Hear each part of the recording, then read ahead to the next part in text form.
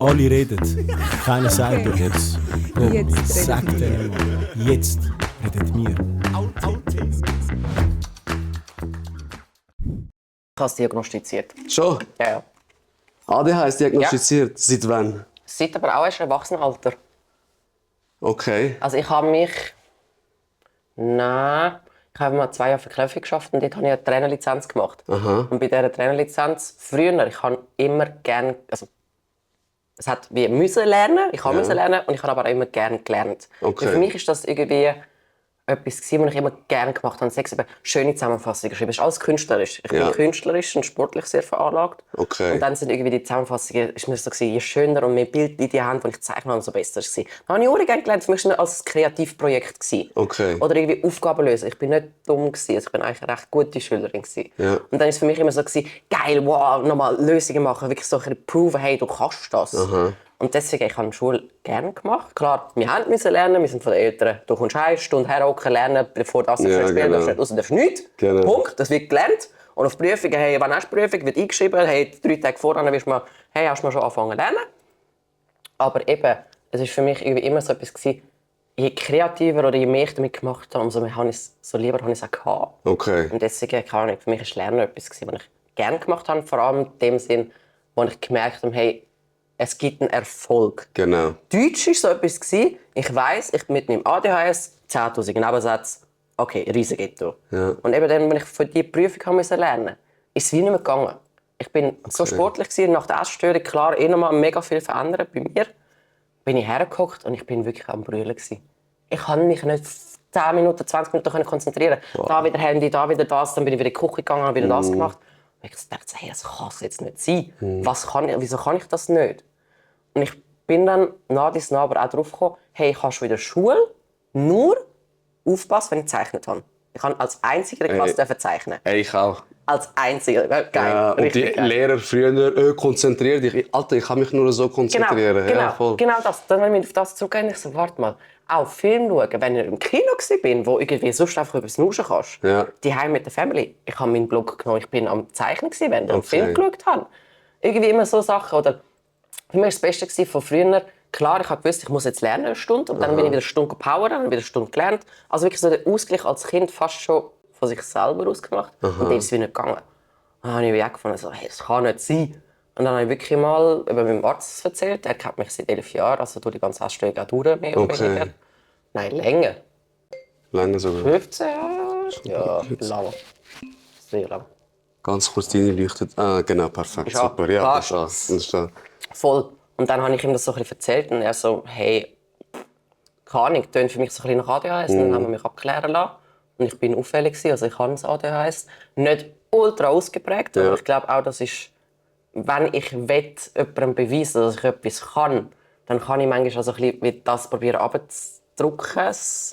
Kann Ja, es ja, weggehen. Also dort perfekt gesagt, spätestens, wo dann der hure Helm drauf gekommen ist und dann musst du die Bildchen und dann reagieren, dann bin ich so, was willst du da? Keine Ahnung, das schießt mich auch an. So ist doch zu wenig Dopamin für das ADHS, funktioniert nicht. So Sachen, aber dann wie andere Sachen schon, dann hat es das bestätigt und dann bin ich so, okay, geil. Und dann natürlich, dann ist es darum gegangen, okay, will ich Medis? Ich habe die Medis all recherchiert und ich weiß, was es ist. Und dann bin ich also okay, crazy. Ich habe gewusst, früher in der Schule hatte ich einen ADHSler. Ja, Und der hat Medis genommen und seine Schwester auch. okay. Und ich weiss, wie die zwei waren. Und ich so, what the heck, okay, wenn ich so werde wie der, dann muss ich auch fast Medis nehmen. Und ich so, nein, ich will die Medis nicht nehmen. Das ist eine Droge irgendwo durch. Ja, also- will ich eigentlich nicht. Ja, ist es. Also, ich bin voll der Meinung. Zu Ja, also, 1000%. Ich finde das Krasseste eben. Dann habe ich Ritalin ausprobiert. Ja. Habe das... Also, ja, du hast definitiv nicht mehr das Gedanken Spring. Ja, fix. Aber Aber- du bist ja auch auf Amphetamin, also guess Es ist so why. Kokainbasis. Ja, es ist Ritalin ist Kokainbasis. Kokainbasis, Elvans ist Amphetaminbasis. Also, Dings ist Amphetamin. Auch Ritalin. Auch Ritalin ist auch Okay. Amphetamin. Ja, gut. Elvanse hast du auch genommen? Ja, Elvans habe ich jetzt. Das Okay. habe ich jetzt und das nehme ich eben nach wie vor. Ich nehme ADHS-Medikamente nur an Lerntag. Ich habe meine Okay. Lernphase, wo Aha. ich irgendwie für die Prüfung lernen muss. Dort nehme ich es. In meinem Alltag, ich habe genug Bewegung. Ja. Da funktioniere ich super, auch ohne Medis, auch mit Okay. den Kunden. Aber sobald es ums Lernen geht, und dort manchmal auch, ich merke so ein bisschen, hey, besserer Tag, schlechterer Tag. Wenn ich weiss, jetzt habe ich wirklich die Prüfungsphase, dann Ja. nehme ich es mal durch. Aber ich höre dann meistens auch wieder auf. Okay. Elvanse merke ich jetzt nicht so krass, muss ich sagen, vom davor danach. Ich merke schon, wenn sich ein Spiegel aufbaut und wenn der wieder so ein bisschen weggeht. Ritalin, ganz Horror. Also allein an mir nimmst du es, gefühlstot, emotionslos, hockst du dort. Geil, das triggert dich nicht. Jemand könnte sagen, hey, weißt du was, mein gestorben, Onkel stirbt. Ja, ist gut. Erzähl's mir morgen nochmal. Ja, genau. So Das ist schon krass, ja. Komplett emotionslos. Und dann aber, ich weiss nicht, ob du das auch kennst, wenn es aufhört, hey, aggro. Du schreissest alle zusammen, alles ist kacke, alles nervt dich, du hast Hunger des Todes, das ist auch durch den Tag halb nichts. Ja. Und dann hast du wirklich so den Crash und dann ist so ADHS, ey, das ist crazy. Hocke ich bis Nacht, ist etwas, plötzlich drehe ich mich um, irgendwie Gedanken kommt, bin ich am Laptop plötzlich am Mail schreiben. Genau. Der Ivan schaut mich so an, also mein Partner so, was machst du? Ich so, warte schnell, ich muss das hier schnell machen. Dann hocke ich wieder her zum Essen, dann plötzlich gehe ich in die Küche und fange schon an abwaschen, die Sachen, die er mir gekocht hat. Also, du bist im Fall noch am Essen. Ich so, ja, stimmt, und hocke mich wieder her. Und ich denke so, what the? Dann siehst du einen Fussel da und dann fängst du an, ganz Küche aufzuräumen. Und dann bringst du kurz mit den Einkäufen heim und dann machst du den Schrank auf, willst du etwas einräumen? Schrank voll. Ja, genau. Und dann so das ADHS triggern. Okay, alles ausräumen. Und dann stehst du in der Küche, hast die ganze Küche ausgeräumt und die Köpfe stehen auch noch um. Und dann bist du so, Scheiße, jetzt habe ich alles einräumen. Also mit drin, da hätte ich es doch einfach sein gelassen. Jetzt muss ich es ja machen. Dann hätte ich doch einfach nur in dem einen Schrank so ein Regal ein bisschen freigeräumt, dann hätte ich meine Sachen einstauen, fertig. Genau. So ein bisschen der. Elvanse, darf ich fragen, wie viel Milligramm? Hey, ich habe jetzt 30. Eben, ich will per se nicht unbedingt Medis nehmen. Ich merke aber, sie helfen dir in gewissen Situationen und für das brauche ich es dann auch. Und dort bin ich auch wirklich so gesehen, wie Kollegen, weißt du, noch 20 ausprobiert, dann habe ich 40, dann habe ich mal 70 ausprobiert, dann habe ich mal 100 ausprobiert, dann weißt du, noch nicht zu viel gefunden. Das will ich gar nicht. Ich bin lieber immer zu unterdosiert und merke so, hey, okay, gegen 16:00 Uhr bin ich wieder hure mit meinen Gedanken. Dann nehme ich lieber mal ein bisschen mehr und probiere das für ein Zeitchen aus, als dass ich finde, so, komm, ich habe mir gerade 60 rein. Ja, genau. Weil ich weiss ganz genau, auch ich, wenn es mir zu viel ist, schlafe ich am Ende des Tages nicht. Ja. Und was mir wirklich heilig ist, ist mein Schlaf. Okay. Und deswegen, nope. Nein. Okay. Lieber habe ich zu wenig lang die Wirkung und weiss, hey, mein Schlaf ist gesichert. Gut, dann bin ich halt ein bisschen fahriger, aber ich habe auch für mich meine, sagen wir mal, so ein bisschen Skills oder so ein bisschen Tricks herausgefunden, wie ich besser lernen kann. Das ist so blöd, wie es tönt. 45 Minuten machst du dann Wecker. Dann machst du 5 Minuten Bewegungspause, voll auspowern. Dopamin, ja, nicht das Handy, das habe ich definitiv gelernt. Dann bist du mit 20 Minuten wieder dort. Genau, scrollst dich kaputt. 5 Minuten später sind nicht. Ja, scrollen nicht mal unbedingt, sondern es ist mehr so, dann sehe ich noch das Reel, voll, das will ich machen. Und dann sehe ich noch die Idee, voll, das könnte ich auch noch machen. Ich finde Instagram cool, aber ich merke auch, ich brauche es ganz anders als früher. Okay. Früher ist es wirklich mehr so, hey, was macht die? Und ich will wissen, was der macht. Und jetzt hat die das neu. Oder der hat jetzt so und so viel mehr Muskeln. Oder der ist voll lean geworden. Oder keine Ahnung was. Die macht das. Oder die hat sich jetzt das Auto gekauft. Okay. Und mittlerweile mein Instagram, also momentan natürlich als Hochzeit. Ja, das glaube ich dir. Ja, von meiner Frau For You-Page ist voll jetzt. Standesamt machen wir da. Aber dann die grosse Party machen wir dann in Deutschland. Also dein Partner ist von Deutschland? Oder? Nein. Ich bin halb Deutsche. Okay. Deswegen, der Podcast jetzt der wird auch richtig ein Schock werden für meine Follower. Okay. Weil ich rede Hochdeutsch bei mir. Ah, was? Ich rede nur Hochdeutsch. Ich habe sehr lange schon überlegt, soll ich jemals anfangen Schweizerdeutsch zu schnurren. Ich bin aber Hochdeutsch aufgewachsen. Ich bin halb Deutsche. Ich bin in Deutschland geboren und aufgewachsen. Ah, wirklich? Ja, voll. Und trotzdem machst du alles Schweizerdeutsch? Ja, aber ja. Du denkst doch sicherlich auch noch an Hochdeutsch. Ich denke auf Hochdeutsch. Aber ich auch. Ich merke ein paar Wörter, wenn ich so das ins Schweizerdeutsche Der Herdöpfel übersetze. sagst du wahrscheinlich auch nicht. Herdöpfel sage ich. Aber wirklich, nein, Ja, ich bin voll. zwar immer noch Kartoffel. Schon, aber meine Frau ist immer so, wenn wir diskutieren und dann reden wir und dann sage ich so etwas auf Hochdeutsch, dann rutscht mir raus und sie immer so, möchte nicht lachen, weißt du? Zum Beispiel, was habe ich letztes Mal gesagt? Kreide. Ich habe gesagt, kannst du mir schnell Kreide? Dann hat sie gesagt, das heißt Kreide. Weißt du, Kreide, so Sachen, so Wörter. Aber du bist da aufgewacht, du bist da geboren? Da geboren, da aufgewachsen. Ah, okay. Ich bin nur halb Deutsche vom Pass mal gewesen, aber eigentlich vom Blut her. Meine Okay. Mutter ist Deutsch-Spanisch, mein Vater ist Schweizerdeutsch. Also Okay. Schweizer und Schrägstrich Deutsch, nicht Schweizerdeutsch. Das tut Beide ganz sind halb. Beide sind halb. Okay. Also eben halb Deutsch und dann eben Spanisch und Schweiz noch dazu. Also das heisst, ich kann auch noch wie ein Spanier bei mir drin. Okay. Und eben, ich bin Hochdeutsch aufgewachsen, habe Schweizerdeutsch wahrscheinlich wie du im Kinski angefangen zu lernen. Reden deine Eltern beide auch noch Hochdeutsch, nehme ich an? Ja, aber ich bin mit 12 da angekommen. Also Du hast wirklich noch mal lernen. Ja, voll. Und dann habe ich, glaube so mit 19 oder so, 19, 20 habe ich gedacht, so, ich bin im Militär gewesen. Ich so, komm, ich versuch's mal. Da kann ich so Fehler ausmerzen. Keiner checkt, wie ich rede. Und ja, als ich zurückgekommen bin, haben meine Kollegen zuerst gesagt, boah, heb die Schnur, bitte red wieder Hochdeutsch. Das ist so ungewohnt. Und jetzt sagen die Leute, sie merken es gar nicht. Also wenn ich jetzt mit Leuten rede, sagen sie nicht, okay, ich höre da irgendwie Deutsch raus. Aber denken 100% ist schon auf Hochdeutsch. Ich glaube, die meisten bei mir auch nicht unbedingt. Eben, ich schreibe einfach konstant, das hast du ja auch gemerkt, auf Hochdeutsch. Ich schreibe also ab und zu mal so «Sali» oder «Grüezi» oder «Machi» oder so. Ja. Aber sonst, nein, schreiben ist bei mir immer Hochdeutsch. Ich finde schreiben, nein, keine Ahnung, ich finde WhatsApp auf Schweizerdeutsch schreiben, das ist für mich, es fühlt sich so falsch an. Das ist voll chill. Frag mich nicht. Das ist voll chill, ich habe 1000 Fälle. Also. Ja, passt. Aber das Ding ist, wenn mir dann auch irgendjemand auf Schweizerdeutsch schreibt und wenn es nicht ein Zürcher ist oder so ein bisschen ähnlich. Hey, ich war letztens im Wallis. Ich habe alles falsch verstanden mit dem Ski und ins Haus und Deutsch und ein Brie, ein Beruf. Und ich so, wirklich das Beste war, eine Physiotherapeutin bei uns in ihrer Schule. Ich studiere noch Physiotherapie nebenbei momentan. Und sie ist Jungunternehmerin und sie ist eben bei uns vorbeigekommen, um uns mal so ein bisschen Selbstständigkeit zu zeigen. Ich habe jetzt einen Leadership-Kurs gemacht in der Schule, um eben Selbstständigkeit auch wirklich mal lernen und nicht einfach so 3 Grad machst mal sondern hey, was ist VWL, was ist BWL, so ein bisschen der ganze Dings, wo ich halt das Grundgerüst sozusagen. Genau, das Grundgerüst. Ja. Ich habe das Gymi gemacht, dann habe ich Kunst studiert, habe ein Kunststudium das ist mein Alibi-Studium, sage ich immer. Kunst hast du studiert? Genau. Also ja. Malen, Kunst? Style und Design hat es geheissen. Das heisst, du hast wirklich... Mein Studiengang war der am breitesten gefächert. Aha. Wir haben von wirklich Kleiderdesign über App-Design, Industrial Design, also Stühle, Sofas, Innenarchitektur, Aussenarchitektur, Fotografie, Videografie, natürlich auch so bildnerisches Gestalten, also Didaktik, haben wir gehabt, Kunstgeschichte. Super spannend, jeder Montag war dort. Okay. Du musst mich selber anziehen. Das habe ich dort. Lustigerweise, im Kunststudium habe ich es eben noch nicht gebraucht. Okay. Weil ich dort halt durch so, ich kann nicht herhocken und jetzt hast du da dein Buch und jetzt streichst du an. Jetzt musst du musst merken, so. genau. Ja. Das habe ich ja schon als Kind, das weiss ich, ist mir nicht einfach gefallen. Meine Schwester war viel schneller, ich habe kein Kurzzeitgedächtnis. Frag mich nicht, warum, aber ich fühle, ich habe kein Kurzzeitgedächtnis. Nur das Bild. Ja. Gib mir einen Text, 2 Sekunden vergessen, gib mir das Bild, ich kann dir genau sagen, selbst in einem Buch, wenn mich ein Kollege fragt, wo setzt der Muskel an, zum Beispiel jetzt. Und bin ich so Augen zu. Warte, das war doch auf meiner Zusammenfassung irgendeine Seite, wo unten rechts ein gelbes Kästchen mit gelb, rot, blau war.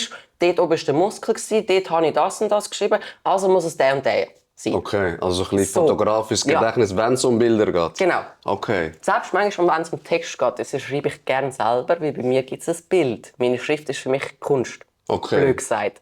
Und das kann ich mir dann besser merken. Weil ich weiss, wie das Wort einigermaßen aussieht und dann kann ich es manchmal herleiten. Ja, keine Ahnung. Und malen selber? Hey, so früher. Mega viel. Ja, mega viel früher. Aber mehr porträtieren, Bleistift, habe ich mega gerne gemacht.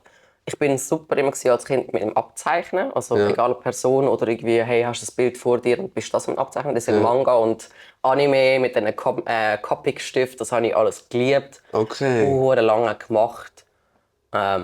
Seit dem Kunststudium recht wenig, muss man sagen. So, hey, ja, mit Sport und Zeit und Arbeiten und ja, klar, Studium dann noch dazu. Genau. Voll. Aber ich habe es mega genossen irgendwo durch. Es war ein cooles Studium. Zwar auch eins, wo ich recht bissen gelernt habe. Weil, ich weiss nicht, Kunst, was würdest du sagen, also wenn du sagst, Kunst ist subjektiv. Ja, 100%. Ja, Genau. es gibt ja viel Raum zum Spekulieren, dann, was gut ist und was nicht gut ist. Ja. Zum Beispiel, bring mich um, ich finde Picasso jetzt ein toller Künstler, aber nicht etwas, was ich mir aufhängen würde. Ja, 100%. Sind Stil nicht toll finde. Nein, 100%. So, die Striche und die komischen Figürchen, dann lieber Monet. Dann kenne ich, dass es ein Teich soll darstellen soll. Ja, genau. Oder lieber ein Rembrandt. Ja. Weißt du, so Stil aus dem Barock habe ich geliebt. Dort erkennst du das Objekt. Ja. Ich will etwas, weißt du, je genauer für mich etwas war, umso geiler, auch wenn es manchmal nur mit groben Strich ist. Aber ich will etwas erkennen oder irgendwie ein Leben in diesem Bild finden. Ja. Und nicht einfach, also das Schlimmste, was ich je gefunden habe, ist so das rote Bild mit dem schwarzen Strich.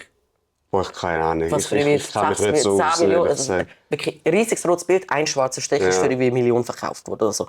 Ich dachte so. Ja gut, es ist Kunst. Ja, ist aber nicht auch so ein bisschen... Hauptsache, es ist irgendwie abstrakt. Oder zum Beispiel auch die Banane mit dem Ja, ja. Tape da. Also sorry, weißt, es gibt Leute, die, keine Ahnung, die Sixtinische Kapelle malen, weißt du, so. Ja, sag's nicht. Und sich so, keine Ahnung, so viel Arbeit nach und irgendjemand klebt eine Banane und das ist Kunst dann. Jedem das eine. Jetzt haben wir schon mega viel geredet, aber das ist mal mega cool. Vielleicht, dass die Leute wissen, wer du bist, was du machst und wieso wir heute da sind. Also, ich bin Dizzy, oder Isabel auch richtig. Ich bin Personal Trainerin at the moment, aber mehrheitlich jetzt eigentlich am Studieren über Physiotherapie. Mache das nebenberuflich an der TIM. Das ist die einzige Schule hier in der Schweiz, wo eben Teilzeitstudierende zulässt, weil es eine holländische Uni ist. Also ich mache einen holländischen Abschluss. Ich habe einen holländischen Physioabschluss am Schluss. Okay. Was geil ist, weil die Holländer sind ja bei Physio definitiv 100 Jahre voraus, was die Okay. Schweiz anbelangt. Hey, in Holland braucht niemand zum Arzt zu gehen. Du darfst selbstständig zum Physio gehen. Du brauchst nicht vom Arzt Diagnose, du hast einen Bandscheibenvorfall. Ja, Physiotherapie für 2 Wochen. Genau. So. Du Oder gehst so. einfach. Ja, oder wie gesagt, ich Sportsperson. Ich weiss, wenn ich mir einen Muskel reisse, Ja. ich weiss, wie sich das anfühlt, dann muss ich nicht noch «Entschuldigung, können Sie mir bitte bestätigen, dass mein Muskel angerissen ist?» Ja. Das. Ja, Klar, genau. nicht für jeden. Und ich sage mal, Hans Ulrich, 75, bitte geh zum Arzt, Ja. bevor du direkt zum Physio gehst, weil du hast Sicher. wahrscheinlich keinen Plan, was du hast. Ja. Aber das. Und deswegen das Geile ist, wir lernen diagnostizieren. In Okay. Physio in Holland muss, wenn du kommst, dich screenen. Und dann haben wir unsere Red Flags, Ja. wo zum Beispiel Nachtschweiß ist, hey, Infektion, ab zum Arzt Ja, zurück. genau. Gewisse Bewegungsmuster, du testest ja dann durch. Gewisse Bewegungsmuster, wo du sagst, das passt definitiv nicht zu dem und dein Schmerz ist so diffus, das kann nicht sein. Zurück zum Arzt. Geh zum Arzt, genau. Weil am Schluss auch wir wollen uns nicht natürlich verantworten, dass wir irgendetwas falsch machen. 100%, Klar, ja. ich will dann einfach den Abschluss umschreiben lassen vom SRK hier in der Schweiz. Dann bin ich von Schweizer Physio, aber eben ich habe den geilen Zusatz von der Physiotherapie aus Holland, wo man eben halt wirklich mehr lernt als der Physio hier in der Schweiz. Und jetzt back to me. Sorry, ich schweife mega Alles aus, gut. das weiss ich. Alles gut, sympathisch. Eben jetzt am Physio fertig studieren, jetzt aber ins Praktika. Und zu mir selber eben Schule gemacht, ganz normal. Dann Gymi gemacht in der HUPRO. Dort eben mit 15 hat es bei mir angefangen mit Essstörung, Anorexie. 15 bis 16, 16,5 bin ich wirklich in die Kategorie reine Anorexie hineingekommen. Und dann so ab 16, 17 und eben, ich hatte eine Essstörung von 15 bis 16, 20 gehabt. Okay. Also gute 11 Jahre. Klar, ab 26 ist dann nicht so «Bang, bin geheilt, Genau. gib mir Kuchen», Genau, sondern wirklich so, dort war es so, hey, ab jetzt habe ich aufgehört, weil eben nach 16 ist dann noch das ganze Brechen dazugekommen. Okay. Ich habe dann irgendwie, klar, mit 15 mega schnell abgenommen. Meine Eltern haben es, durch dass meine Mutter eine Psychiaterin als Freundin hat, recht schnell gemerkt, sagen wir es mal so. Also gut, ich habe an meinem Geburtstag 15 mehr oder weniger fast angefangen mit der Diät. Okay. Also gefunden, in Deutschland. Es hat so einen kleinen Schlüsselmoment gegeben und für das, ja, keine Ahnung, ist mein Vater heute noch manchmal nicht so happy darüber. Okay. Aber nach wie vor, er kann nichts dafür in dem Sinn, dass es dort mir so den Nucki geklopft hat oder so, keine Ahnung, das Deckel geklopft hat. Was ist das für ein Schlüsselmoment? Wir sind, also ich bin schon recht früh Frau geworden. Das heisst, ich habe mit gut vielleicht 11 oder kurz vor 11, als ich 11 war, habe ich meine Menstruation bekommen. Okay. Und ich bin immer sportlich gewesen. Ich habe mit 3 bin ich auf der Ski gestanden, mit 4, 5, 6 bin ich ins Ballett. Für Okay. ein Jahr, 2, habe mich aber dort schon zu dick gefühlt für Ballett. Also so Körper und dick, dünn ist bei mir, glaube ich, sehr, sehr früh schon da gewesen. Aber Ich weiss, bist du dick gewesen, oder? ich bin fester gewesen. Also ich bin nicht dick gewesen. Okay. Nie ein BMI als Kind irgendwie, Kinder-BMI, jetzt müsste ich das auch wieder mal rufen. Anyway, aber ich bin nie über diese Perzentilen gewesen. Du machst als Kind dann die Perzentilen-Sachen, die irgendwie Übergewicht wären. Ich bin immer im Normalbereich gewesen, aber ich habe eine Schwester, die Zöliakie hat. Das haben wir bis 5 nicht herausgefunden. Das ist was? Zöliakie ist Glutenintoleranz, Okay. Autoimmunkrankheit, das muss ich so richtig sagen. Aha. Und zwar, du vertreibst Gluten nicht, Okay. wie Weizen. Es ist keine Weizenallergie, Ja. sondern es ist wirklich eine Autoimmunkrankheit. Das heisst, sie hat das von Kind auf an gehabt. Man hat es bis 5 nicht erkannt. Das ist auch eine Krankheit, die es damals wie nicht gegeben hat. Das ist etwas, was eher auch neu ist. Also, es gibt es schon mega lang. Aber das ist man neu weiss, erforscht, sozusagen. Genau, Aha. genau, erforscht ist erst jetzt. Und sie hat dann natürlich mit uns normal gegessen. Aber weil durch die Autoimmunkrankheit, wenn du ein Weizen isst, zerstört sich sein Darm mit ganz den Zotten. Okay. Das heisst, blöd gesagt, du isst, aber verhungerst, weil alles einfach durchgeht. Rausgeht, ja. Genau, und das war so ein bisschen das gewesen. Wir haben sie ernährt und bis mit 5 nicht herausgefunden, was es ist. Sie war aber mehrmals im Monat im Notfall gewesen, hat Wasser und Essen oder alles rausgekotzt, rausgelassen. Okay. Es ist wirklich, sie ist verhungert, obwohl sie gegessen hat. Und man hat nicht gecheckt, warum. Man hat sie dann auch in die Physio geschickt. Sie hat so einen Blähbauch gehabt. Sie hat wirklich ausgesehen wie so ein afrikanisches Hungerkind. Okay. Weißt, Blähbauch, aber so ärmlich. Ja. Stimmt. Wir haben einmal gestritten, sie hat mich boxen. Ich bin so auf die Seite, sie hat die Wand in der Box. Sie hat, glaube ich, zweimal den Arm durchgehabt. Boah. Weil der Körper war am Verhungern. Du bist ja machtlos als Mutter, gell? Ja. Du ernährst es. Und du weißt aber auch nicht, was dein Kind hat. Ja, genau. Meine Eltern auch manchmal, wenn sie nicht laufen, ja, stell dich doch nicht so an, er läuft doch einfach. Weißt du nicht, was ist? Ja, Und sicher. dort habe ich irgendwo auch schon so ein bisschen Mutterrolle oft übernommen. Also das Beschützerinstinktmäßige, das habe ich schon ganz, ganz früh in mir drin gehabt. Weil meine Eltern immer so, ja, das Kind und will nicht. Und so, ja, ich habe irgendwie vielleicht gemerkt, unterbewusst, vielleicht hat die etwas. Ja, voll. Mit 5, keine Ahnung was, Hausarzt, Kinderarzt. Ja, komm, machen wir mal eine Darmspiegelung. Man hat ja nichts mehr an irgendwelche Zotten in diesem Darm. Ich habe kein Wunder, das Kind verhungert. Ah, warte mal, es gibt ja so etwas, Glutenunverträglichkeit. Ah, warte, sie hat Zöliakie. Und nachdem, hey, klar, mega Umstellung mit dem Essen und deswegen ist ab 5 in meinem Leben, also ich bin dann 60 gewesen, sie ist nur 15 Monate jünger als ich. Ich habe einen Bruder, der 97er ist, ich bin 93er. Okay, aber bist du die Älteste? Genau, ich bin der Älteste, also deswegen der Vorreiter mit dem Kämpfen. Und ab dort war dann einfach alles anders gewesen, plus halt natürlich Ernährung und Körper und gesund ist mega, mega im Fokus gewesen. Ja. Nochmal mehr, ich sowieso.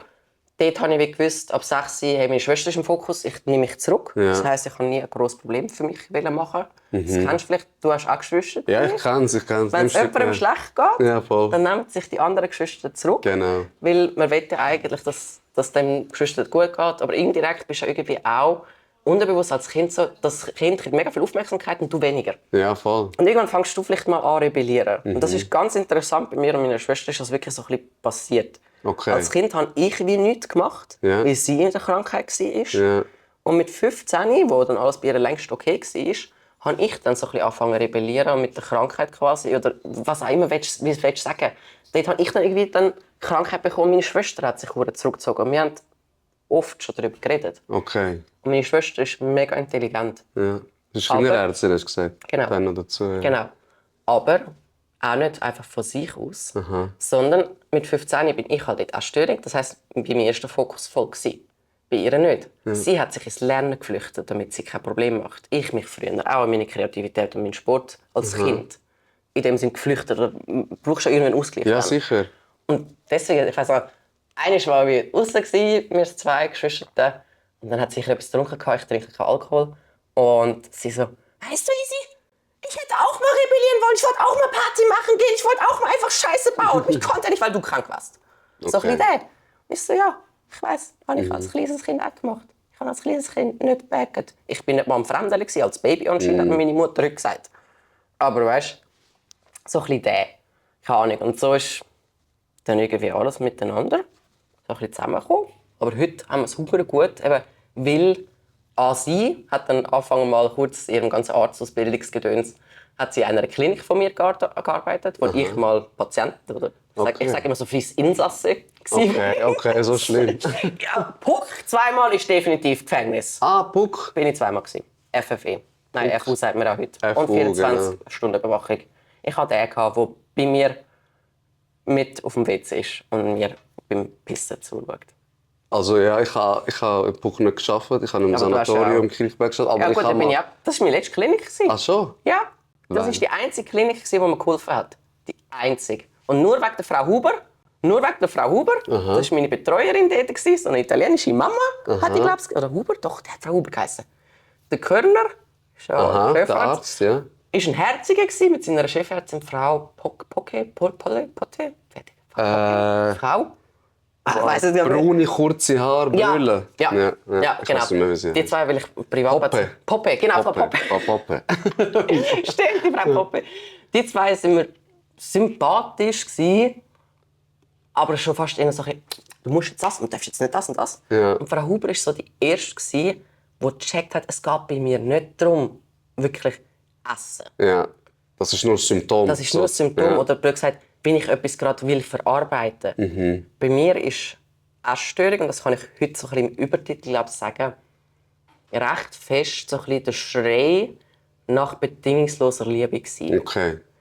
Weil, und eben das ist jetzt so ein bisschen das, was ich sage, das ist meine Auffassung. Ja. Von dem, wenn ich gross geworden bin. Ich hatte oft das Gefühl, ich bin nur dann geliebt, wenn ich Leistung gebracht habe. Wenn ich ein 6 geschrieben habe. Oft vorgekommen, aber immer so, hey, gute Noten, Ja. schön etwas gezeichnet. Wir Voll. sind extrem streng erzogen worden, Okay. aus familiären Gründen. Das ist bei uns einfach so.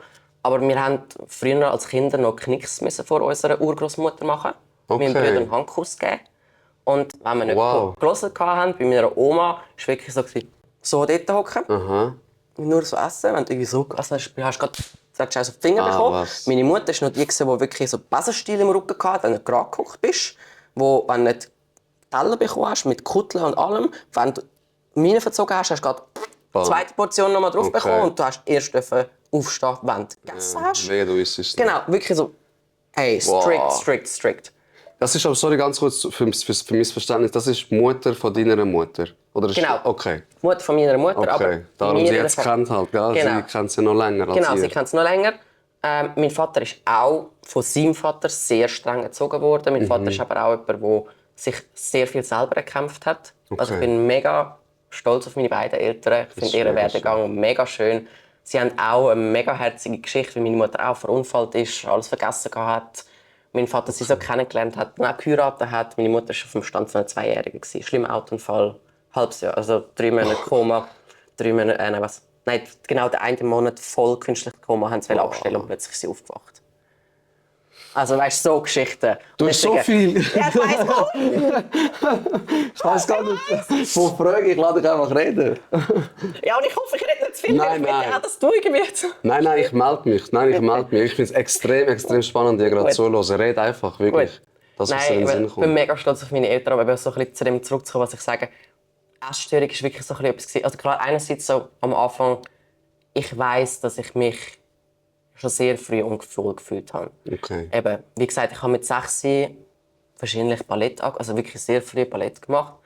Und es sind halt alles, weißt du, so die Mädchen, die haben so Stöckchen Beine. Ja, genau. Und ich bin halt die, die immer so ein bisschen Oberschenkel hatte. Und vor allem Oberschenkel, die aneinander reiben. Und Okay. dort war noch das Tight Gap, scheiß Dings da. Was ist Frauen das? haben kein Tight Gap, wenn sie kein Tight Gap haben, weil ihre Hüfte so ist. Gell? Ist es das Löchli, das, genau. wenn du Das beides ist das. zumachst? Genau. Und Wenn ich jetzt stehe, ich das habe Löchli dort, okay. nichts da. Ja, weil da Aber das ist Beine. Anatomie unter anderem. Okay. Ich bin gerade gebaut, ich habe ein höheres Becken. Ich und der Ivan, wenn wir nebeneinander stehen, ich habe einen männlichen Körperbau. Okay. Abgesehen jetzt mal, ja, oben nicht. ja. Aber sonst, von meinem Knochenbau bin Aha. ich männlich Innenbau. Mein Becken ist lang und hoch. Okay. Deswegen habe ich auch Hip-Tips. Es gibt Frauen, die ein breites Becken haben. Vor allem, lustigerweise, immer ein bisschen kleinere Frauen haben tendenziell eher ein breites Becken. Ich verallgemeine jetzt ein bisschen. Und wenn die jetzt nicht gerade Fettverteilung, Arsch und Beine voll haben, dann haben die tendenziell als Kinder einen Tight Gap gehabt, weil ja die Hüfte ist breit. Das heisst, die 2 Femurknochen, also unsere Oberschenkelknochen, Oberschenkelknochen, kommen ein bisschen weiter raus. Ja. Das heisst, es kann irgendwo dazwischen ein Luftraum entstehen. Okay. Wenn du aber ein höheres Becken hast und die 2 sind näher aneinander, wenn du ein bisschen Beinmuskulatur hast und nicht eben ein Steckchen-Bein haben willst, dann hast du halt kein Tight Gap. Okay. Punkt. Und das hat dich beschäftigt? Ist Das das, hat ein mich Thema schon gewesen? mega Ja, früh du hast kein Tight Gap, so. Hey, das nicht gerade. Aber ich habe schon gesehen, weißt du, das sind alles so die dünnen Mädchen, so, hey, die passen noch in die Kleider rein. Ich habe schon mega früh, mit 11 Mens bekommen, 12, 13, 14, 15, habe ich schon müssen irgendwie in Frauenkleiderabteilungen gehen. Okay. Weil ich nicht so wirklich in Sachen reingepasst habe. Und Ja, das ist dann- auch Schlüsselmoment. Back zu dem ganz kurz. Ich wollte Jeans kaufen in Sylt. Wir waren in der Ferien in Deutschland. Meine Großmutter hatte jetzt ein Haus gehabt. Ich war 15 gewesen, und ich habe irgendwie neue Jeans gebraucht. Okay. Und wir sind shoppen und dann mit der ganzen Family. Und ich weiss schon als Kind, also Schulmobbing durchzuend, wirklich bis Ende Gymi, habe ich Mobbing-Erfahrungen gemacht. Grund? Intelligenz, Okay. einerseits. Also wir sind einerseits- schlauer als du? So Nein, der Style? nee. Oder Du Streber. Du bist nur ein Streber. Ah, du bist ein Lieblingsschüler, Okay. du bist nur ein Streber. Das habe ich meine ganze Kindheit. Okay. Wirklich nonstop gehabt. Ich habe mich halt auch immer beteiligt im Unterricht. Ja. Ich bin immer gerne dabei gewesen. Ich habe, eben, wie gesagt, ich habe gerne Aufzüge gemacht, mehr oder weniger. Ja. Eigentlich bisschen etwas das. Schönes, also.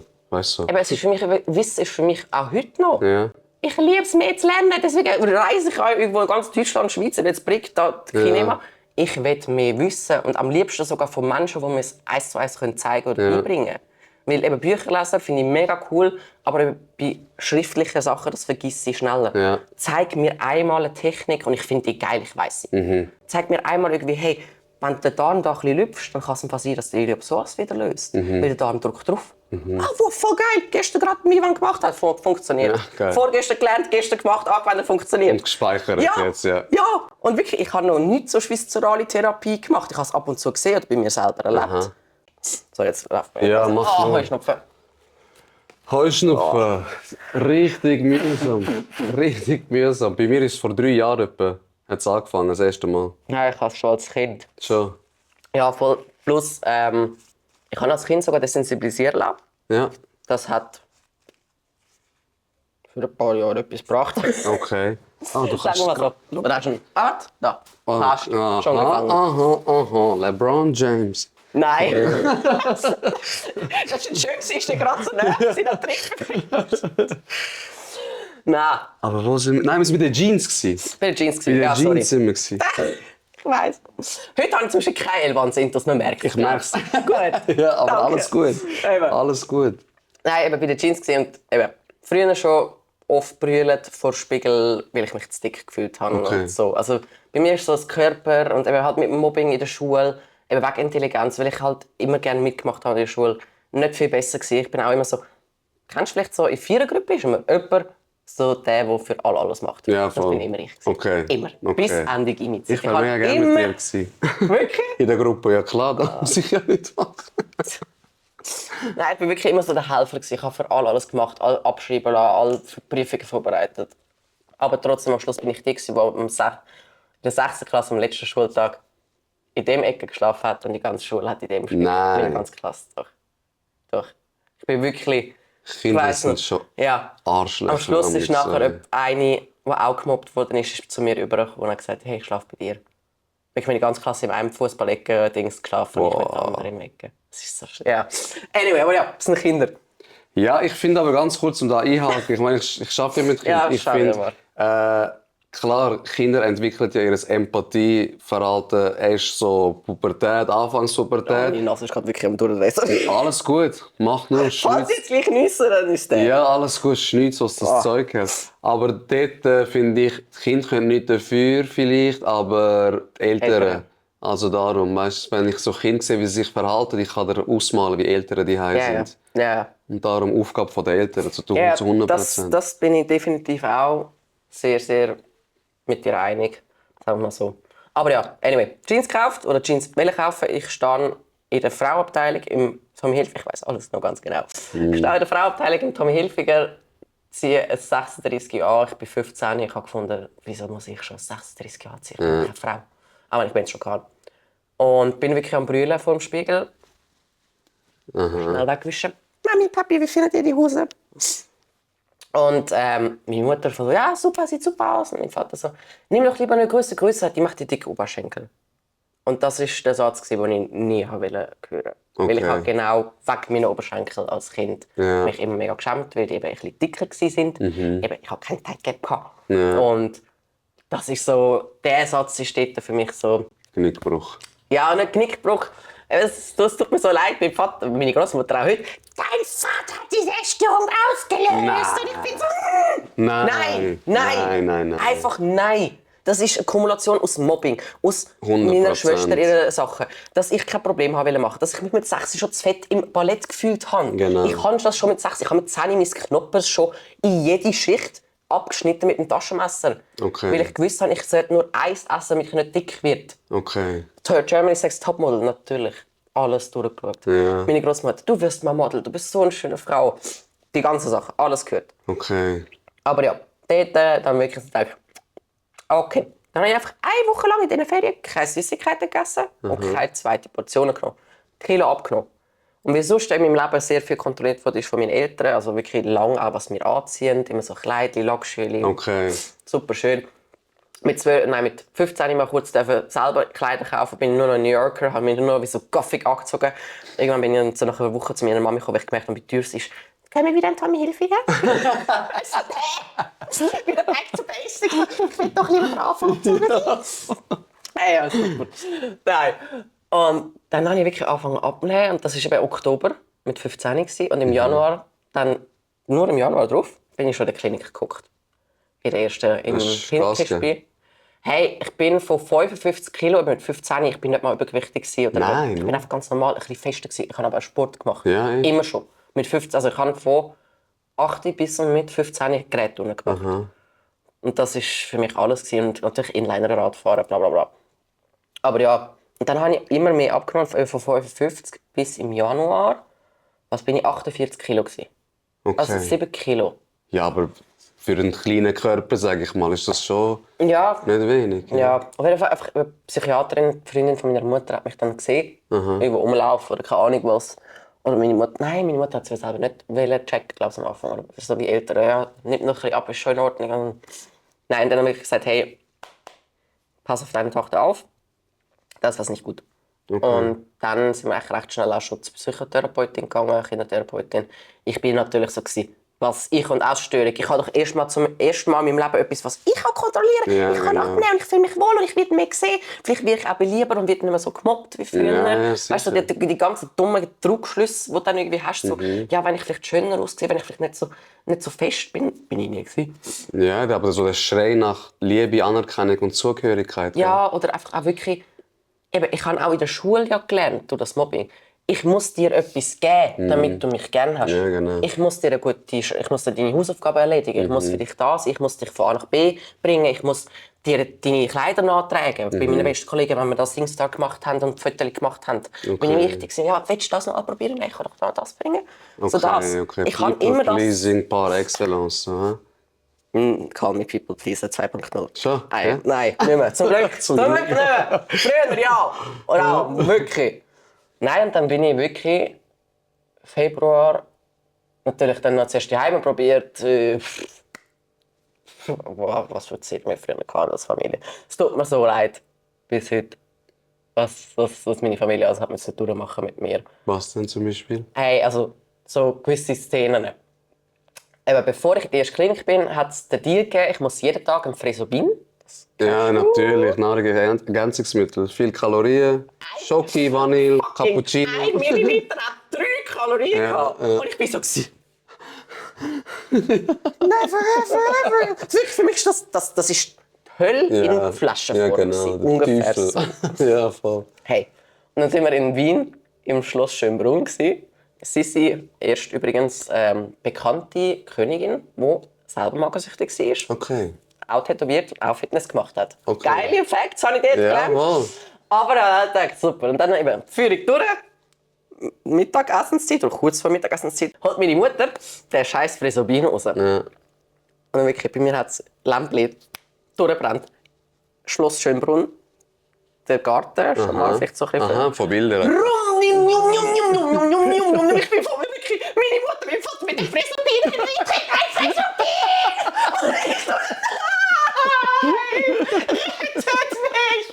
Ich so wirklich dead. Und heute einfach so denkst, Krass. das habe ich wirklich gemacht. Ja. So, weißt du, das ist so eine Szene, weißt du, wirklich so der ganze Schlossgarten, musst du dir Szene vorstellen, so ein Schön. dünnes Ding rennt und die anderen mit so einem Fläschchen in den Ding. Oh, Wirklich, Scheiße.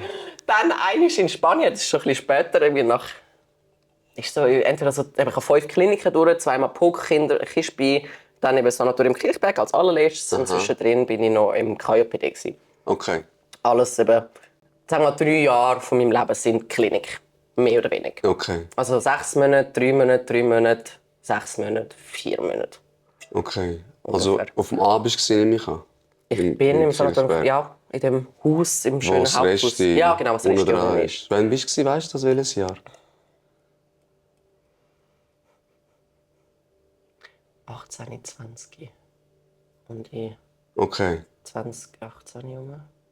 Nein, warte, ich habe ja nochmal Chemie repetieren. Hey, boah. Ich müsste 18 oder 19 gewesen sein, wenn ich jetzt um 93 gehe. Das sind wir recht. Guten Morgen. Okay. Im 2000. 12. Ja, 12. So plus minus. Um den Dreh herum, ja. Okay. Voll. Um den Dreh. Ja. Genau. Und das Schöne war, die Krankenkasse zahlt eigentlich nur 3 Monate. Ja. Weil ich aber eben zum ersten Mal in meinem Leben für mich wollte gesund werden. Und nicht nur, weil die Klinik dich sonst nicht gehen lässt, auf gut Deutsch. Haben sie sogar das Sanatorium Kilchberg mit meiner Krankenkasse zusammen irgendwie noch mal einen Monat rausholen können, Okay. wo Kilchberg dann einen Großteil übernommen hat. Sie haben gezahlt. Und das habe ich... Erst, weißt du, allein, ich hatte jemanden dort, der neben mir hockt im Essen und hat gesagt, aufessen, sonst landest du im Zimmer. Weißt du, was keine Klinik ist, wirklich. Wenn du nicht schön gegessen hast, wenn du nicht voll aufgegessen hast, wenn du irgendwie Sachen so ein bisschen verschmiert hast, du hast Strafpunkte bekommen, bist den ganzen Tag im Zimmer gehockt, haben dir alles ausgeräumt und bist wirklich so Däumchen am Drehen, jetzt gibt es wieder Essen, geil, deine 6 Mahlzeiten. Wenn du 6 Mahlzeiten gut gegessen hast, nicht verstrichen hast, dann hast du wieder raus. Also sorry, das ist ja nur Strafe und irgendwie von der Strafe entgehen und deswegen will ich gesund werden. Sorry. Ja, ja, voll. Also du lernst es ja dann nicht, du machst es dann einfach, weil du von der Weg. Strafe entfliehen sozusagen und nicht, weil du es dann gecheckt hast. Nein. Also es passiert, wenn du heimgehst, denkst du isst dann die 6 Mahlzeiten. Das machst du dann nicht. Bullshit habe ich Ja, gemacht. voll, Ich habe ja. genau, wie du sagst, bin heimgekommen nach diesen guten 6 bis 7 Monaten Kinderklinik, bin von 48 Kilo wieder auf 56 Kilo aufgetatscht worden. Oder du musst einfach deine 500 Gramm pro Woche zunehmen, sonst gibt es Zimmerarrest und darfst nicht mehr raus und keine Ahnung was. Okay. Also es ist... Ich weiss nicht, wie die Kinderklinik heute ist, wo meine Schwester im KJPD war, als Ärztin eben. Ähnliche Geschichten gehört.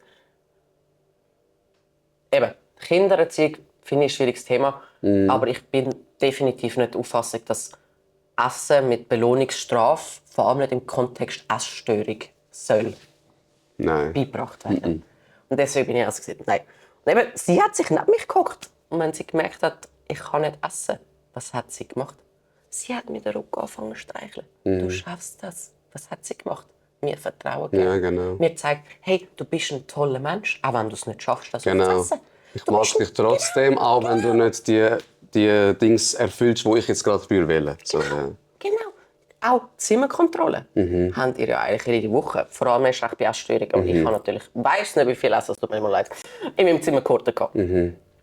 Und ich habe meine Essanfälle immer noch gehabt. Eben mit 16 habe ich 4000 Kalorien essen, damit ich zunehme und es halten kann nach der Kinderklinik. Das war nicht wenig. Das ist Eben viel, Sport. ja. Ich habe immer viel Sport gemacht, ich habe immer schon Muskeln gehabt. Ich verbrauche auch mehr. Habe ich dort definitiv noch mal feststellen. Weil es lustig ist, genau, dass wir Essstörung erkennen. Ich habe nicht so wenig gegessen, dass ich trotzdem abgenommen habe. Und ich habe viel abgenommen. Und ich habe noch Schoki gegessen, ich habe alles gegessen. Ich habe einfach weniger davon gegessen. Ja, aber ich habe Schoki, kein Problem gehabt. Erst in der Klinik.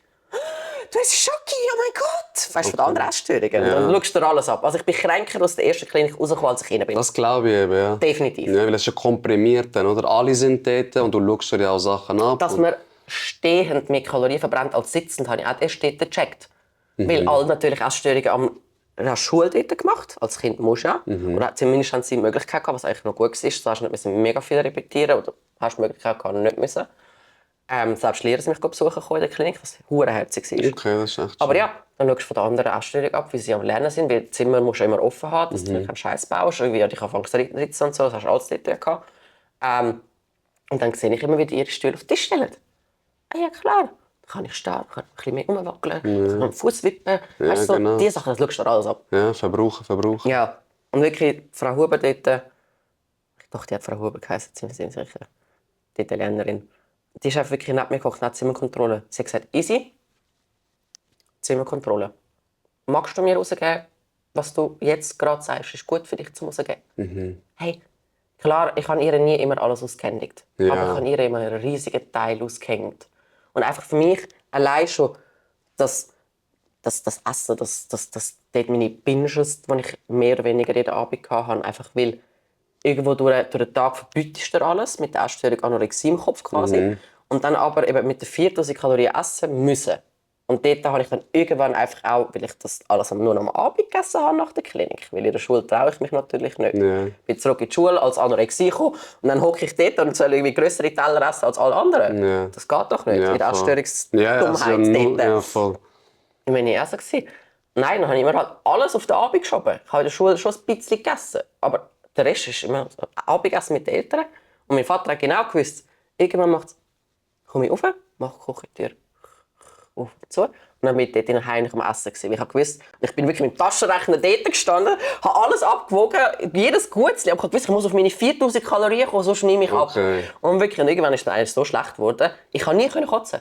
Okay, eben das Ja, will ich rausgekommen. fragen. Nein. So ein Binge-Eating und nachher rauskommen, Never. das ist nicht Das habe ich Thema gewesen. wirklich, das ist nichts gewesen, was ich irgendwie von Natur aus schon gemacht habe. Und auch ganz ehrlich mit Anorexie. Damals ist das gewesen, wenig Essen ist geil. Also geil in dem Sinne, doch du kriegst irgendwann ein High davon. Du wirst wirklich high. Okay. Physiologisch ist so. Da ist irgendwann so ein Hunger. Essen brauche ich gar nicht. Und frag mal Leute, die lang fasten. Ja. Irgendwann hast du auch das Gefühl, wenn du lang fastest. Okay. Nicht so extrem vielleicht wie mit der Essstörung, aber ja, anyway. Und keine Ahnung, am Schluss war es dann irgendwie so gewesen, dass ich dann halt immer alles auf den Abend getan habe. Eben angefangen habe, blöd gesagt, mich übergeben, weil es zu viel war. Ich bin mit so einem Ranzen oft noch vor dem Tiefkühler mit meinem Ben Jerry's. Ich muss das jetzt auch noch essen. Ich mag eigentlich nicht mehr schon verdammt schlecht. Aber irgendwo halt nicht in eine Klinik wieder wollen, weil Ja, die Ding Angst ist gewesen, einfach, ja, wenn du voll. abnimmst, gehst du wieder, bist wieder eingesperrt für 6 Monate länger und verpasst wieder alles. Also du bist eigentlich so aufgewachsen schon mit so das Bestrafungssystem, oder? So, also erst das eben bei der Großmutter immer schön und sonst gibt es eins auf die Hand, dann ist Ja. Anorexie gekommen, nachher ist es hey, du musst essen, sonst wieder Ja. drohen, du musst in die Klinik. Ja. In der Klinik ist es entweder du isst oder du musst ins Zimmer. Ja. Ja. Wie gehst du jetzt mit so Sachen um? Wenn jetzt zum Beispiel, keine Ahnung, dein Partner sagt, hey, wenn du das machst, können wir das machen. Ist es so, reagierst du ab und zu allergisch drauf? Auch wenn es vielleicht Banalitäten sind und er es gar nicht böse meint. Weißt du, wie ich meine? Nein, ich glaube es nicht. Also einerseits, weil ja irgendwo durch ganz, ganz viel sich verändert hat. Und mein Partner weiss meine ganze Geschichte. Er hat mich mit der Essstörung kennen und lieben gelernt. Schön. Und das ist jetzt vielleicht so ein blöder, schöner Satz. Er war der Erste, der mir bedingungslose Liebe gegeben hat. Ergo Essstörung. Tschüss. Okay. Wortwörtlich. Okay. Wortwörtlich. Und zweite Runde Ja. Hühnerhut. Okay. Same. Ja. Same gerade. Mega schön. Eben, er war so der Erste, der sich... Ich hatte auch meine lustigen Zeiten, sagen wir mal so, als Frau. Und bei mir war oft früher auf einer Essstörung, ich habe ausgesehen wie ein Kind. Und ich habe definitiv die Männer angezogen, die das wollten. Okay. Ja. Und ich Ja. habe eben mit Essstörung ist dein Selbstwert, meine zumindest, ist sehr low gewesen. Von mir Ja, selber. macht Sinn, ja. Ich habe nicht Sachen gemacht, die ich bereue, aber ich würde sagen, ich würde es heute nie mehr mit mir machen lassen. Weil ich dort, ich habe auch mega lange gesagt, ich werde mit 40 sterben. Okay. Ganz, ganz oft. Das hat- Während der Phase, wo du... Ich habe mehrmals schon, also ich bin mehrmals vor dem Zug gestanden. Oder besser gesagt, oben am Gleis. Und wollte runterkommen, wenn der Zug kommt. Ich habe mich nie getraut. Ich bin zwar Stunden dort, aber ich lache darüber. Ja. Einfach auch, weil ich habe mit dieser Geschichte abgeschlossen. Ja. Ich bin gesund und das sage ich felsenfest. Gib mir einen Kuchen, ich freue mich über einen Kuchen, mega Okay. fest. Ich bin auch nach wie vor mit der Ernährung so. Klar, Fitness und Sport ist für mich wichtig, aber ich bin die jeden Tag Schoki isst. Wenn ich Bock auf Schoki habe, esse ich meine scheiß Schoki. Okay. Ich verbiete mir nichts. Ich weiss aber auch, wie ich es dosieren kann. Also kann ich mit dem umgehen. Und ich habe sonst auch kein Problem mehr. Aber eben, ja, ich bin auch schon mehrmals vor so Zuggleis gestanden. Irgendwie alles so mit Medikamenten und irgendwie Schlafmittel, das war mir mal alles zu unsicher gewesen. Wir haben so gesehen, entweder schmeißen wir halt wirklich vor den Zug oder nicht. Ja, nicht, dass nachher irgendwie dann noch Genau, aber dort ist dann wirst. auch so, dann ist dort wieder so Intelligenzgedanke. Ja, was ist, wenn es nicht klappt und du nachher querschnittsgelähmt bist? Dann hast du nämlich geschissen, dann kannst du dich nicht mehr selber umbringen, auf gut Deutsch. Ja, voll. Und dann habe ich gesagt, nein, das kann ich nicht. Nein, wenn ich dann nachher nicht mehr laufen kann, das ist ja noch schlimmer dann. Weil dann bin ich ja dann bin ich doppelt abhängig. Genau, ja. Und deswegen habe ich es dann nie gemacht und auch so ein bisschen, vielleicht auch immer mit dem Hintergedanken, ich wollte mich umbringen, weil ich gemerkt habe, wie fest ich meiner Familie wehtue. Und das Okay. ist eigentlich einer der hauptlustigen Gründe. Also lustig. Ja, ich weiß, was du Schlimmer meinst, Gründe. aber ja, zum sie Mir ist entlasten. nicht- So. Genau. Mein Gedanke war, ich bringe mich doch lieber jetzt um, dann ist der Schmerz einmal schlimm und dafür nicht lang und sehr schlimm. So lieber jetzt einiges Ja. und nachher Brüllen zu kurz brüllen und sie gut kurz ist. und dann Ja. haben sie wenigstens nicht die ganze Jahre. Weil ich bin der Auffassung, ich werde nicht gesund. Ich habe lange nicht daran geglaubt, dass ich Ja, gesund wie kann auch, werden. ja. Wie willst du auch glauben daran, wenn du in dieser Teufelsspirale bist, drin bist? Ja, voll. Ja. Und eben, der Ivan ist halt dann auch der 2018 wir haben aus einem Hardcore-Booster-Forum auf Facebook kennengelernt, damals noch, der hat so Facebook gegeben. Und er war nicht der, weißt du, so typisch Männer, boah, du bist voll geil und so, weißt du, so, gerade so Kind und, weißt du, willst du mal vorbeikommen? Ich habe immer eigentlich nur Kommentare direkt so, ich will dich einfach gerade noch schnell durchnehmen und tschüss. Okay. So ein bisschen die Richtung gehabt, sehr, sehr oft. Ekelhaft, ja. Ja. Aber es war Aufmerksamkeit gewesen. Und wenn Ja, du als natürlich. Essgestörte nonstop allein bist, dann freust du dich mal wenigstens, du lebst über so einen Hey. fucking dummen Kommentar. Ja, sicher, das ist so Liebe. Also, ja, eben, so andere Liebe. komisch, also es ist Aufmerksamkeit. Ja, Vor allem voll, so. die Zuneigung. So jemand interessiert sich für mich. Genau, und in meinem Kopf war auch so, ich bin ja dünn, ich bin ja attraktiver. Und sorry, ich habe mich definitiv nicht so gesehen, wie ich ausgesehen habe. Weil 30 Kilo Körpergewicht würde auch ich, glaube ich, heute sagen, wenn ich es bei einer Frau gesehen habe, das bin ich gewesen, 30 Kilo vom Körper her. Lowest weight ever. Das ist nur noch Haut und Knochen. Ja, genau. Aber ich habe es nicht gesehen. Ich bin noch so, nein, komm. Das ist krass, gell, dass du in den Spiegel schaust und eigentlich nicht das siehst, was andere alle sehen. Ja, Body Dysmorphia gibt's. ja, voll. Und zwar wirklich. Das ist nicht einfach so, was du siehst. Das ist so, nein. Das ist wie, eben, du interessierst dich plötzlich für das Auto. Ich habe vor 3 Jahren mein erstes Auto gekauft und bin so, was will ich kaufen? Will ich jetzt ein Audi, will ich ein BMW, will ich ein Merz? Keine Ahnung was. Und irgendwann bin ich so, ja, hey, Audi A3, Sport fände ich voll geil. Ich habe nur noch Audi A3 gesehen. Ja, natürlich. Es ist genau das Gleiche mit dem Körper. Ja, voll. Es ist genau das Gleiche mit dem Körper. Das, wo du dich darauf fixierst, das wirst du immer sehen. Und das bleibt auch. Und deswegen, keine Ahnung, das war so hart. Und er war der, der mich gefragt hat, warum bist du so dünn? Ist alles in Ordnung mit dir? Hey, nicht einer, der sagt, flach liegen. Ja, Oder, voll. voll geil, hey, komm schnell drüber. Ja, voll. Sondern, jemand will meine Seele anschauen. Ja, genau. Geil, Ja. endlich mal jemand, der sich interessiert für nicht meinen Körper, nicht einfach drüber, sondern das ist jemand, der hinter der Fassade schaut. Ja, voll. Und deswegen bin ich so geflasht gewesen und dann irgendwie das eben, probiert, auseinander. Dort dann plötzlich steht er mir blöd gesagt wirklich vor der Tür wieder. Okay, was machen wir jetzt? Ich dort aber wirklich, als er dann so wie Schluss gemacht haben wir nie richtig, aber es ist einfach so irgendwie auseinander. Ja, genau. Weg. Dort habe ich wirklich von gesagt, ja, es ist mir, weißt, es ist mir alles zu schnell. Und dann ist wie so, weißt, ich will nicht, dass du kommst. Und dann war es für mich so, okay, ist fertig, mega am Boden, ist zerstört. Weil ich dachte so, was ich mal für mich interessiert, und zwar nicht für meinen Körper, sondern für mich. Und dann bin ich aber so, jetzt verändere ich mich. Dann habe ich mir Extensions machen lassen, habe endlich angefangen zuzunehmen. Dort habe ich angefangen, wirklich auch für mich zu nehmen. Okay. Weil ich irgendwo dort auch gecheckt habe, warte, ich mache so viel Sport. Ich habe immer schon Sport gemacht. Aber Muskeln habe ich ja nicht so viel. Und wenn ich dann vor allem so Kolleginnen hatte, dort habe ich auch angefangen, wirklich mehr mit Kollegen. So, ja, doch, eigentlich im 2018. Dort sind zum ersten Mal auch, klar durch Instagram dann auch, so ein bisschen 2, 3 Kollegen gekommen. Ich habe meine erste Kollegin auch wirklich durch Insta kennengelernt. Ich bin ihr Fangirl gewesen. Okay. Ich habe sie um ein Autogramm bitten. Ah, weil was? sie wollte ein Tattoo machen. Ich habe ihr gesagt, wo sie soll tätowieren soll. Dann habe ich gesagt, darf ich dich besuchen kommen? Der hat wie so 40'000 Follower und 20 Follower gehabt. Und ich dachte, oh, voll geil, ist ein Star. Und ich bin früher immer schon Fangirl. Ich habe gerne Harry Potter. Ich bin immer so, wenn jemand cool ist als Person da ist, ich lerne gerne Menschen kennen. Ich bin extrem extrovertiert und extrem Menschen, auch liebender Mensch. Gibt mir Menschen, ich kann den ganzen Tag, bin happy. Ja, Ab und zu mache ich eine Pause für mich. ja, richtig. Und dann so kennengelernt. Und dann irgendwie auch so Freundschaft entstanden. Und sie war auch die, die mich dann zum ersten Mal zu Raves mitgenommen hat. Ich Okay. war ja bis 25, 26 nie im Ausgang. Ja. Ich war daheim am Essen und dann wieder am Brechen, essen. Also wirklich, Abendprogramm war eigentlich so der Fressflash und das Brechen. Okay. Für mich sehr lang. Sehr lang. Klar, immer wieder Phasen, wo weniger war, dann wieder Phasen, wo es jeden Tag war. Ja.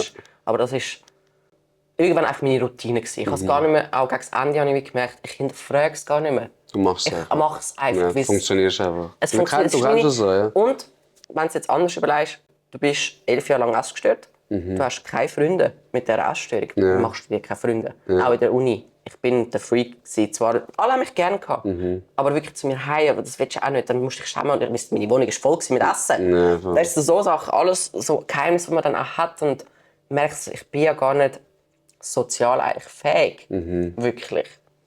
Und so gesagt, ja wow, das interessiert mich jemand und nimmt mich sogar mit zu Raves und es gibt ja etwas am Abend, da muss ich ja nicht daheim allein sein, ich kann ja raus, ich kann ja Spass haben. Hey, ich habe das Leben erst mal mit 26 irgendwie so, es gibt noch etwas anderes als Ausser das. meine Essstörung, Scheiße. Es ist gut da, gell? So sehr gut da. Es ist wirklich, Menschen haben mir geholfen, gesund zu werden. Indem, dass es mir zeigt, du bist ein toller Mensch. Egal, ob du essgestört bist, dick bist, Genau, dünn bist, blond, braun, gross, Ja, scheißegal. Deine Weil Seele, so dein Charakter ist genau, wichtig. Genau. Und das war so etwas Schönes gewesen. Und eben, wenn ich mehr rausgegangen bin, an den Raves gegangen, habe ich gemerkt, so, hey, ich habe Musik und Tanzen. Ich dann eben mit Ballett angefangen, Jazzdance gemacht. Jetzt tanze ich in der Beautylicious Dance als Crew. Okay. Wir machen immer so auf Street Parade zum Beispiel, machen wir den Opening Walk. Da bin ja auch ich jedes Jahr dabei. Darf ich vor dem schön. ersten Wagen vorlaufen oder auf der Bühne. Ich liebe Musik, ich liebe Tanzen, ich liebe Bewegung, gib's mir. So, hey, das macht verdammt Spass. Oder eben auch mit Freunden essen oder eins ziehen, an den See radeln und so, mit denen essen. Das ist Leben, geil. Und dann eben auch durch ihn und auch gesehen, auch er hat mal kurz mit Essstörung zu kämpfen gehabt, aber mehr so ganz strikte Diät und dann halt Binges und dann wieder mit dem Sport weggemacht. Okay. Also ein bisschen Sportbulimie-mässig. Ja. Aber zum Glück für eine kurze Episode, aber deswegen hat er mich auch verstanden. Ja, voll. Und deswegen vielleicht auch so ein bisschen die Frage. Er war früher mega dick, gewesen. Er ist mit 10 irgendwie 80 Kilo oder so. Also Okay. sehr dick gewesen. Hat auch müssen abnehmen und gehen. Das ist, ich glaube, wir haben uns auf eine Art wie gefunden, dass wir beide einen ähnlichen psychischen Flick haben und wir trotzdem halt beide die Reife haben, auch darüber zu reden. Ja, voll. Und das ist so, das Krasse, was ich auch bis heute merke, wo viele in der Beziehung irgendwie dort, weil es nicht redet, stehen bleiben. Ja, voll. Ich und Ivan, wir können über alles, aber wirklich alles reden. Ich weiss gefühlt alles, was seine Kollegen ihm erzählen. Bei mir wissen alle meine Kolleginnen, wenn sie mir etwas erzählen, weiss es Ivan am Schluss auch. Wir haben es wirklich geschafft, nicht nur Liebesbeziehung, Mann und Frau, sondern auch beste Kollegen zu sein. Das ist wir das machen Schönste, alles zusammen. ja. Wir haben die gleichen Hobbys und wirklich auch von der Musik. Klar, er ist Deutschrap des Todes, aber Wichtig. Wichtig. laufst du an deiner Hochzeit auch mit einem Kollega-Track ein? Haftbefehl. Ach du Scheiße. Das dürfte jemand nicht sehen. Scheiße. Naja, vielleicht macht er einen CR7Z. Kennst du den? Nein. Der ist super. Okay. CR7Z. Sehr, sehr, sehr. Hat mega schöne Lyrics. Okay. Eben, 2, 3 Deutschrap-Lieder höre ich auch. Und ein Lied, was wirklich ganz fest zu unserer Beziehung dazugehört, ist von Kollega. Okay. Schwieriger Mensch. Wie heißt der Titel? Prinzipien gelenkt, aber anyway. Okay. So ein bisschen, auf jeden Fall, es geht der Kollege singt um seine Frau und das sowieso, ich weiß, ich war ein schwieriger Mensch, aber ich weiß, ich war Prinzipien gelenkt. Anyway, ich mit Text und Lied, anyway. Aber er war auch der, der mich mit als erster Hardcore-Festival genommen hat, zum Beispiel. Okay. Wo wir es kennengelernt haben. Deswegen auch Musik und das Tanzen und Raven, das verbindet uns auch bis heute. Er kommt überall mit, auch die Street Parade kommt er mit und macht dann alles mit. Und Das ist halt- so wichtig, wenn es an meinen Hobbys an Ja, und vor allem zusammen auch Zeit wirklich... verbringen, über alles reden. Wirklich, aber auch über alles können reden. Auch, dass ich ihm gesagt habe, hey, ich habe zum Beispiel ein Problem, wenn bei ihm etwas nicht gut ist. Gestern gerade wieder so einen Tag gehabt, hey, mega viel arbeiten müssen. Und er ist introvertiert des Todes. Also ich bringe ihn dazu, dass er zu Menschen geht und dort ein bisschen sein Extrovertierte kann er zeigen, aber sonst für sich, er ist eigentlich der, der lieber für sich ist. Okay. Und gestern hat er auch gesagt, ich bin müde, ich bin leer, lass mich. Und ich natürlich mit meinem Helfertyp und menschlich und liebend, so, ich will dich aber nur gerne haben, ich gebe dir ganz viel Umarmung und das ist in Ordnung, kann ich da etwas machen? Und das, ich brauche halt einfach Zeit für mich. Ja, voll, lass mich. Und für mich ist dann so, weißt du, so Liebesentzug und er hat mich nicht gerne, aber ich so, nein, er braucht jetzt einfach Zeit für sich. Genau, ja. Und das sind auch so Sachen, die ich lernen. Er hat gesagt, wenn ich dann bin, ich weise nicht dich ab. Ich würde jeden abweisen, Genau, ja. weil ich einfach gerade Batterie brauche. Ist das nicht normal bei euch Frauen, ein bisschen, so, wenn ich das so stelle? Vielleicht. Schon ein bisschen. Vielleicht. So, weil ich habe das auch so, hey, ist gut, so, eben wie er gesagt hat, es mega schön gesagt, ich bin leer, ich kann schon mich selber schwer schmecken, dann kann ich jetzt nicht noch jemanden brauchen. Und dann kommt ihr und überhäuft uns mit eurer Liebe. Und ja, aber eigentlich, und soll ich nicht etwas... Alte, lass mich einfach in Ruhe. Du fickst mich nur noch mehr, wenn du jetzt kommst. Und dann bin ich irgendwann hässig auf dich. Weißt du, weil du ja die ganze Zeit kommst. Lass mich doch einfach schnaufen. Ich glaube, im Gym erst und so, weißt du, dann gibt er im Gym hure Gas und wirklich und das. Und ich so, besser. Liebe, willst du Liebe? Und er hat so, einfach weg. Ich fühl's, ja. Ich fühl's. Aber ja, ich glaube, das ist auch wirklich bei mir. Ich bin jemand, ich renne, wenn Menschen sich streiten. Ich wirklich, Okay. mich, weil ich eben in der Familie, eben da zu den lustigen Stories, wir haben schon in Spanien Ferienhaus, Villa gemietet gehabt. Wirklich, Villa. Wir haben ein eigenes Grundstück mit Pool. Und es hat gut Abstand eigentlich zur nächsten Villa gehabt. Ich habe irgendwas am Abend essen, ich weiß es wirklich nicht mehr ganz genau. Ich weiß nur noch, ich wollte kotzen. Okay. Und meine Schwester hat das irgendwie mitbekommen. Und dann ist sie natürlich, erstmal, wenn ich kotzen bin, ist irgendwie ein riesiges natürlich Geschrei losgegangen. Easy, geh aus der Toilette raus, komm raus, mach das nicht, blablabla. Wir haben so geschrauen in dem Haus, dass ich irgendwann glaube, selbst aus dem Haus raus, also ich bin aus dem Haus raus, und ich bin die Straße entlang, es war irgendwo am Hügel, irgendwo in Spanien, in der Provinz. Und ich habe mich in so einen scheiß Gullideckel übergeben, dass ich einfach irgendwo reinkotzen kann. Meine Schwester hat mich von dem Gullideckel wegziehen, dass ich nicht da drin jetzt kotzen. Plötzlich kommt die Polizei. Die Nachbarn haben uns angezeigt wegen Ruhestörungen. Was denn da los ist, es tönt, als würde ein Kind irgendwie umgebracht werden. Ich kann nur kotzen. Scheiße. Ich kann nur kotzen. Andere, du hast... Sorry, aber hast du... Mach. Ah, okay. Du hast auch schon Sport immer gemacht, oder? Hast du gesagt? Ja.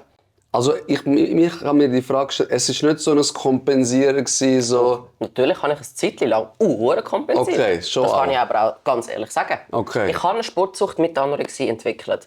Von doch eigentlich mehr oder weniger so nach der ersten Klinik so richtig erstmal Puck, eben FU gehabt, plus dann noch eben KJPD anschliessend. Die KJPD hat mich irgendwie nicht nehmen, weil ich zu tief war mit meinem Gewicht und bla bla bla.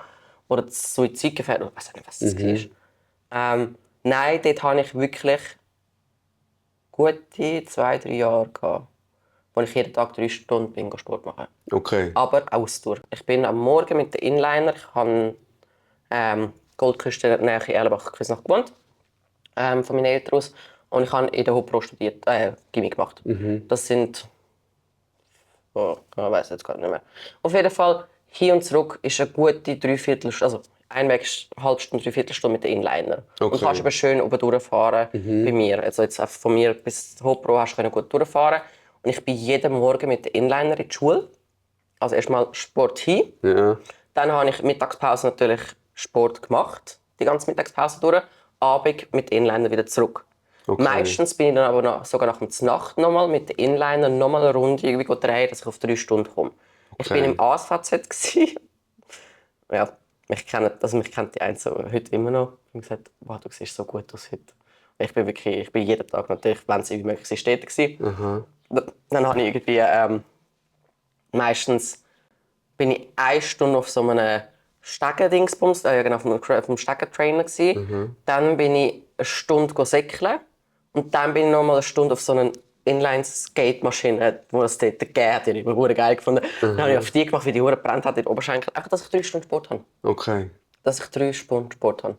Das habe ich wirklich, eben, egal ob es nach dem Inliner angeschnallt, nochmal schnell nach Zürich hin und zurück gemacht, einfach den Sport gemacht habe und die Kalorien verbrannt habe. Aber auch, weil ich dort viel essen musste. Okay. Und das war mir das, glaube ich. Ich habe den Sport dort vor allem missbraucht, weil mir die Kalorien mit so viel Essen wie nicht wollte. Ich wollte mir besser reden. Keine Ahnung. Wenigstens so, ich esse ja viel, aber ich mache ja auch Sport dafür. Ja, voll. So ein bisschen das. Ja.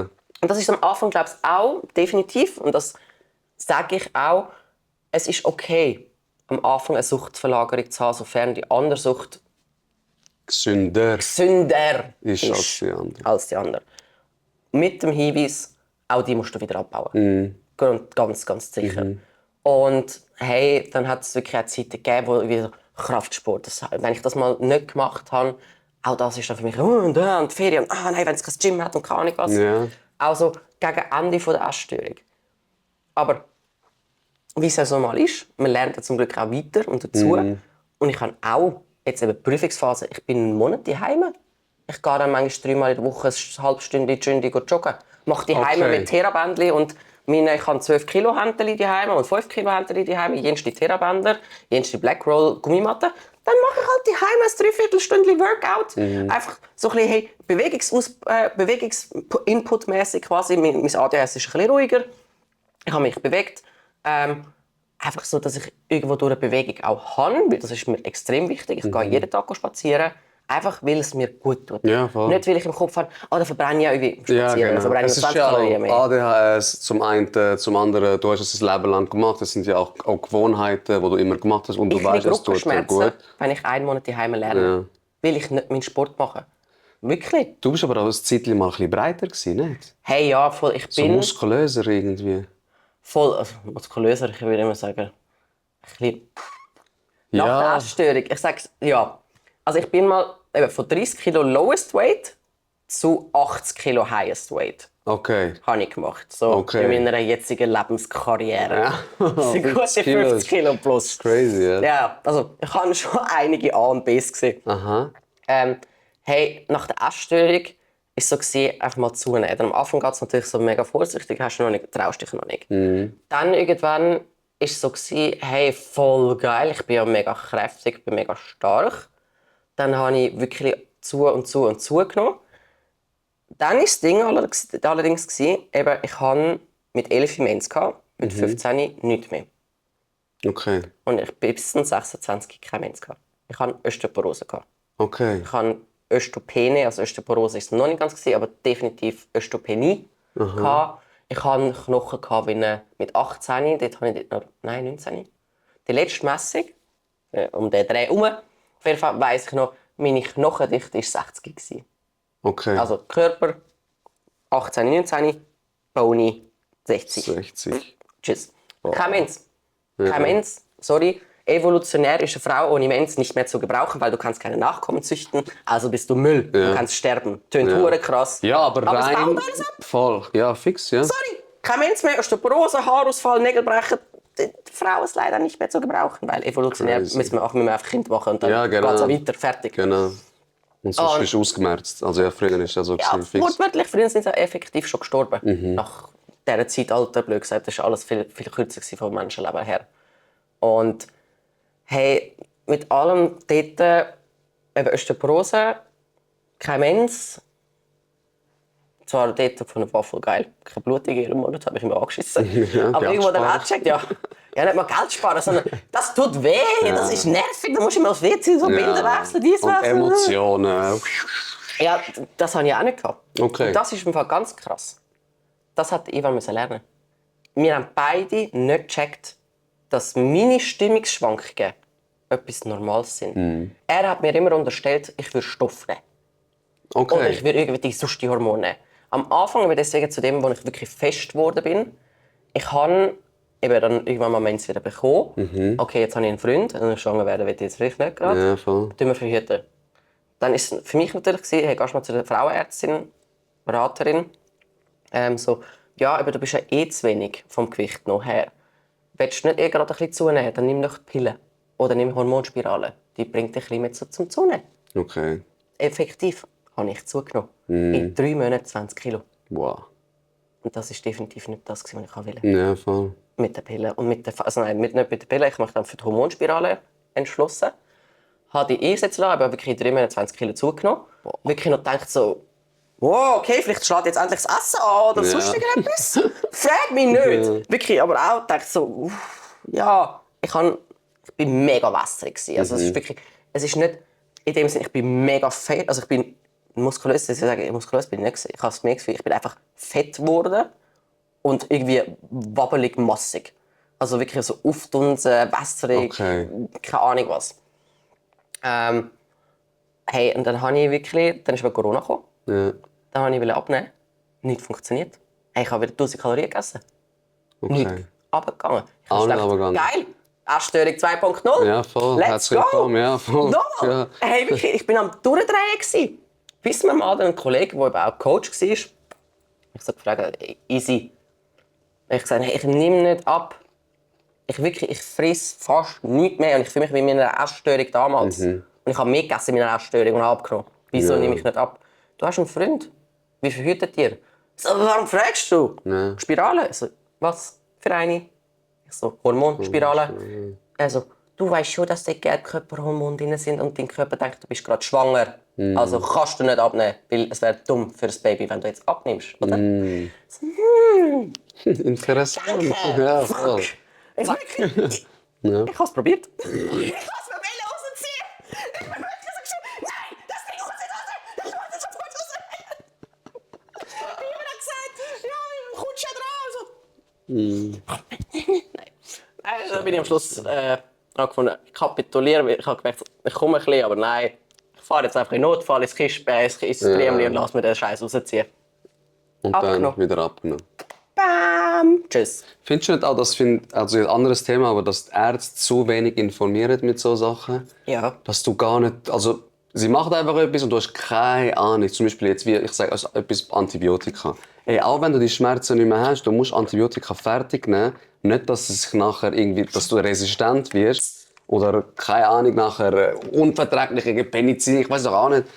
Die Leute sagen dir gar nicht, die geben es dir einfach und so, Termin abgehakt, geh heim. Und ich meine, wenn du jetzt kommst, als meine Patientin, und ich weiss, okay, laut deiner Biografie, deiner Geschichte, hast du eine Essstörung gehabt.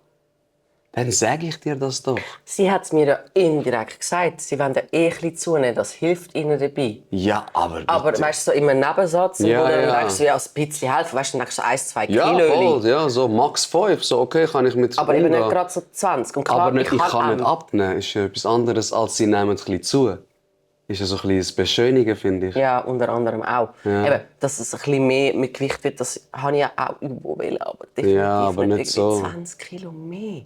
Vor allem wirklich 80 Kilo, das ist eben mehr als doppelt gewesen, als Ja, ich das ist vorher fast bin. gleich, ja. Und eben dann noch zu dem, dass ich überall dran tätsche. Ja. Klar, wenn ich plötzlich so nach so bin, Ja, habe voll. ich keine Ahnung, was meine Dimensionen mehr sind. Ja, fix. Deswegen das, und dann wirklich Spirale raus.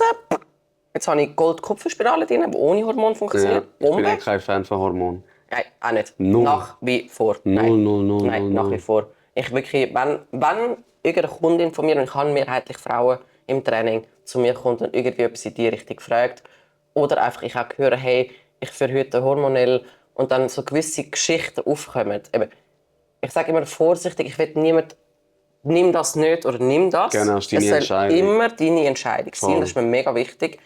Das Schöne ist, ich kann von eigenen Geschichten erzählen. Genau. Und dann erzähle ich immer mal von mir, erzähle ich von 2-3 anderen Kollegen, wo ich das genau gleich miterlebt habe. Eben, allein schon nicht mal unbedingt zunehmen, aber plötzlich ganz veränderte Persönlichkeit von Stimmungsschwankungen, die extremer geworden sind. Oder wirklich so eher fast so, die Person ist so lebhaft gewesen, jetzt ist sie tot. So, Ja, graues voll. Ding hockt da.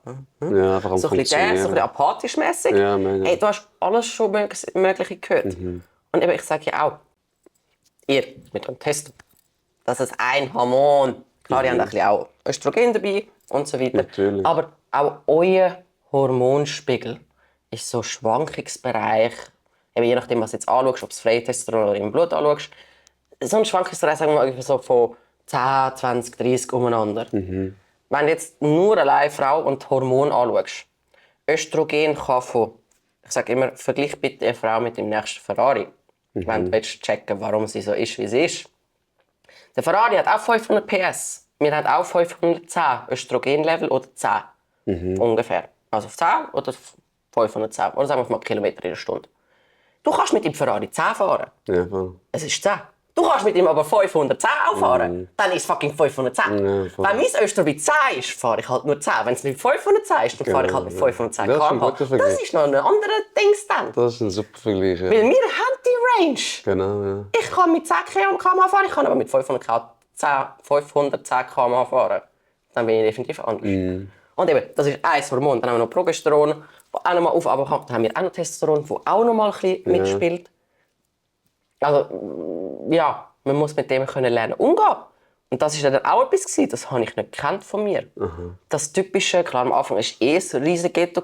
Mal Mens, kein Mens, 2 Wochen, Zyklus nicht, was auch immer. Bis sich es eingependelt hat, braucht halt seine Zeit. Damage, muss ich sagen, habe ich nicht. Vielleicht noch die Knöchel, Vielleicht bei mir, müsste ich jetzt auch mal wieder testen. Abgesehen von dem, nicht mal 10. Und ich bin jemand, der sehr selten Zähne geputzt hat. Zu dem. Okay. Aber das war meine Rettung. Wenn du gebrochen hast, und das war der Typ, den ich wirklich zum Glück gemacht habe, brechen ist Säure.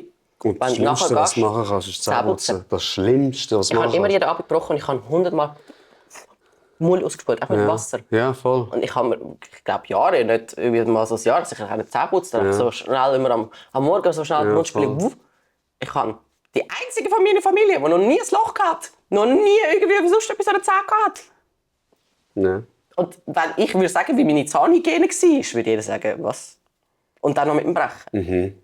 Ja, das wissen echt viele nicht. Das wissen die wirklich- denken, ich muss Zähne putzen. Also wenn ich mal, keine Ahnung, ausgehe und Ja. dies und das. Hast du mal zu viel Alkohol Nie gehabt oder so? im Leben zu tun, ich meine Zähne putzen. Weil ich sie ja weiss, ich kenne so die Psyche. Also die Leute, die auch Bulimie haben oder eben Binge-Eating, ihre Zähne, die sind ja voll kaputt. Ja. Das ist halt wegen, also sorry, es zersetzt ja alles. Wenn du Knorpel isst, zersetzt der Knorpel, es zersetzt auch deine Zähne.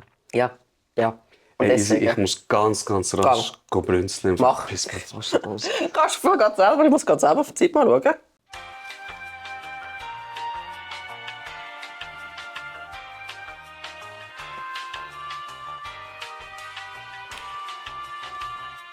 Hast du noch Akku? Ja, voll. Nein, es hängt am Akku. Aber ab und zu überhitzt er eben. Aber das tut es jetzt nicht. Das freut mich sehr. Nice. Muss man schnell bleiben? Gehen wir mal davon, Ach, der heiß ist wieder. Gehen wir mal davon aus, du brichst das Bein und kannst keinen Sport machen. Für immer? Nein, und es ist so keine 3 Monate. Habe ich schon gehabt. Hast du schon gehabt? Ich hatte einen Tramunfall 22. Nein, 26, 22. Gott, die Zeit vergeht viel zu schnell. Ja, schon. 2022. Okay. Wo ich mit Ui. also Clavicula war dreifach durch. Uh, Milchbuck. Ich hatte keinen Helm an. Ich bin mit dem Grind ins Tram rein. Also das Tram in mich, ich ins Tram. Ich hatte das E-Velo. Ich bin bewusstlos. Ich habe keine Erinnerungen mehr an den Unfall. Wir mussten es reanimieren, soweit ich noch weiss. Wow. Alles, also wirklich volles Programm. Habe eben Clavicula mehrfach durch. Das Wort, das ich immer falsch ausspreche, Hirn-Schädeltrauma. Ich sage mal Schädeltrauma-Hirn. Ich mache so diesen Max mit dem scheiß Wort. Recht heftig gehabt. Irgendwie Glasgow Scale ist irgendwie auch mega tief ausgesehen. Keine Ahnung mehr. Auf jeden Fall, ich hatte dort eben eine Operation gehabt. Ich hatte eine Platte noch drin, die Lania drin. Natürlich kopfmässig recht plemplem gsi, lang. Auch dann habe ich, hat man mega lange nicht gewusst. Ich habe dann kurz nach dem Unfall eine Nervenstörung bekommen, Okay. weil ich habe keine Ahnung, wie viel Anatomie du weißt. ja, schon. Atlas Axis, vielleicht die meisten, die ersten 2 Halswirbel. Aha. Und Atlas Axis sind so 2 Wirbel voneinander sind und der Axis hat binnen einen kleinen Zahn, der in den Okay. Atlas raufgeht. Und das ist so ein bisschen das Scharnier, das es dreht. Okay. Sagen wir so, und der Zahn sichert einfach, dass du mit dem Kopf Dass der dann so machen kannst kannst. drehen, dass du nicht einfach wegdrehst, sondern der sichert so ein bisschen die Rotation. Okay. Aber der Zahn ist auch natürlich fest gemacht, weil da sind ja all unsere Nerven. Ja. Da kommt ja jeder Hirnnerv, Ja, der voll. runtergeht, muss durch den Atlas und Axis durch. Das heisst, mir hat es durch den Aufprall halt in die Frontscheibe von der Tram, und ich habe ich habe gewonnen, Tram verloren. Ich habe Tram kaputt gemacht. Okay. Und sie mich vielleicht auch. Also die Frontscheibe war gesprungen, Kotflügel, alles weg und Okay. so. 80'000 Stutz. Ich wäre schuld gewesen. Weil ich bin auf einer Straße gefahren, wo nur in eine Richtung als Velofahrer fahren darfst. Du darfst nur so durchfahren. So durch darfst du nicht fahren. Tut mir leid. Okay, also es Ist ein zahlen. Veloweg. Ich hätte es müssen zahlen, weil ich auch bewusstlos war. Sie haben mir eine Jacke verschnitten, die 2000 Stutz gekostet hat. Das habe ich mal als Geschenk bekommen von meiner Oma. Ich hatte 2 Monate Arbeitsausfall gehabt, eigentlich. Das ist noch eine andere Story. Ich musste gepflegt werden vom Ivan, der auch dann weniger arbeiten konnte. Plus ist es so, ich habe ein Interview mit einem Polizist machen. Und der sagt mir im Interview, ich hätte einerseits den Tramchauffeur irgendwie anzeigen, wo ich fand so, nein, er hat mich nicht gesehen, ich habe ihn nicht gesehen. Ich weiß nicht mal, was ich gesehen habe. Ich weiß nicht mal, ob die Ampel rot war oder nicht. Als ich dort drüber gefahren bin, war es ein Veloweg mit einer Ampel auch noch. Weißt du? Okay. Keine Ahnung mehr. Ich habe wirklich keinen Plan mehr von dem Tag. Und er so, kein Wunder, an dem Ort passieren täglich Unfälle. Ah, Und okay. ich habe gesagt, warum machen wir das nicht dort? Warum das steht stimmt. nicht das Schild? Warum wird dort schon längst bauen? Was macht die Stadt Zürich? Wenn ich irgendwie die 15., 50. eben. muss sein, die verunfallt dort, wieso macht er dort Ja, nicht genau. etwas anderes? Dann sagt er es noch so, das ist normal. Passiert Ja. öfters da. Wortwörtlich. Und dann bin ich auch so. Hä? Also, weißt du, wenn das Problem bekannt ist, Ja, genau, dann macht macht etwas. Und das Ding war am Schluss, mein Vater ist ein Rechtsanwalt, ich bin mit Anwalt aufgewachsen, ich weiss einigermaßen ein bisschen, wie es geht. Das heisst, ich bin auch sehr gut versichert, inklusive Rechtsschutz. Okay. Ich habe mich dann mit dem Rechtsschutz gemeldet. Das Ding ist gekommen, die Scheibe vorne 60'000, der Kotflügel nochmal 20'000, yours. Klar, ich habe eine Haftpflichtversicherung, alles gut, hat gezahlt, aber dann hat es einen Regress gegeben, natürlich. Haftpflicht sagt, ja, wir zahlen so und so viel, 20.000 bleibt noch bei dir übrig. Ich so, noch nicht mal fertig studiert, klar, Vater, Hex, Geld. Ich so, nein, das ist mein Scheiß. Ja, voll. Du hast Kack gebaut, dann zahle ich sicher nicht. Ich habe einen Kollegen, der Red Bull Promoter ist. Soll ich ihm... Schon? Ja, schau mal. Für Werbung. Sehr Steht jetzt gerne. auch auf der Kamera ein. Genau, zum Abkühlen. Zum Abkühlen. Die Kamera hat abgestellt, überhitzt. Das Red Bull kühlt. Red Bull, dein Ding für alles. So funktioniert. Hey, nein, und dann war es so ein Regress von der Zürich. Haben sie aber gar nicht dürfen, weil der Fall ist ja auch, es ist wirklich ein Streitfall zwischen der Versicherung, zwischen Haftpflichtversicherung. Zürich hat einen Regress gemacht, darf sie nicht, weil der Fall ist noch nicht abgeschlossen war. Ich musste noch Zeugeaussagen machen, die Polizei musste noch Zeugeaussagen machen. Das heisst, ich habe einfach dann direkt einen Rechtsschutz eingeschaltet, habe einen Anwalt bekommen, der sehr, sehr gut im Verkehrsrecht ist. Okay. Das Beste war, mit meinem Vater angerufen, Papi, ich habe jetzt den da als Anwalt für Verkehrsrecht. Ist der gut? Du hast meinen Ernstfight gekriegt, du bist super. Nimm den, er hat gewonnen. Mein Vater und er sind anscheinend schon mal gegen den anderen am Streiten gewesen. Mein Vater so, meine Tochter hat jetzt den Gegner. Der ist super. Er kann es aber. Ja, er kann's. Ich habe nichts zahlen. Ah, geil. Ich habe keinen Rappen zahlen. Geil. Er hat es wirklich, das ist zwar 3 Jahre gegangen, ich habe keinen Rappen zahlen, aber er hat es so bewegt, eben mit dem, dass ich einen Lohnausfall hatte, 2000 Jacke verschnitten habe, Wiederbelebung, Unfall und dann sogar eben eigentlich nach einem Monat Krankschreibung schon wieder arbeiten gehen, weil meine Chefin den Terror gemacht hat. Okay. Ja, Andere Story, Ja, andere Story, Cleverfit Story.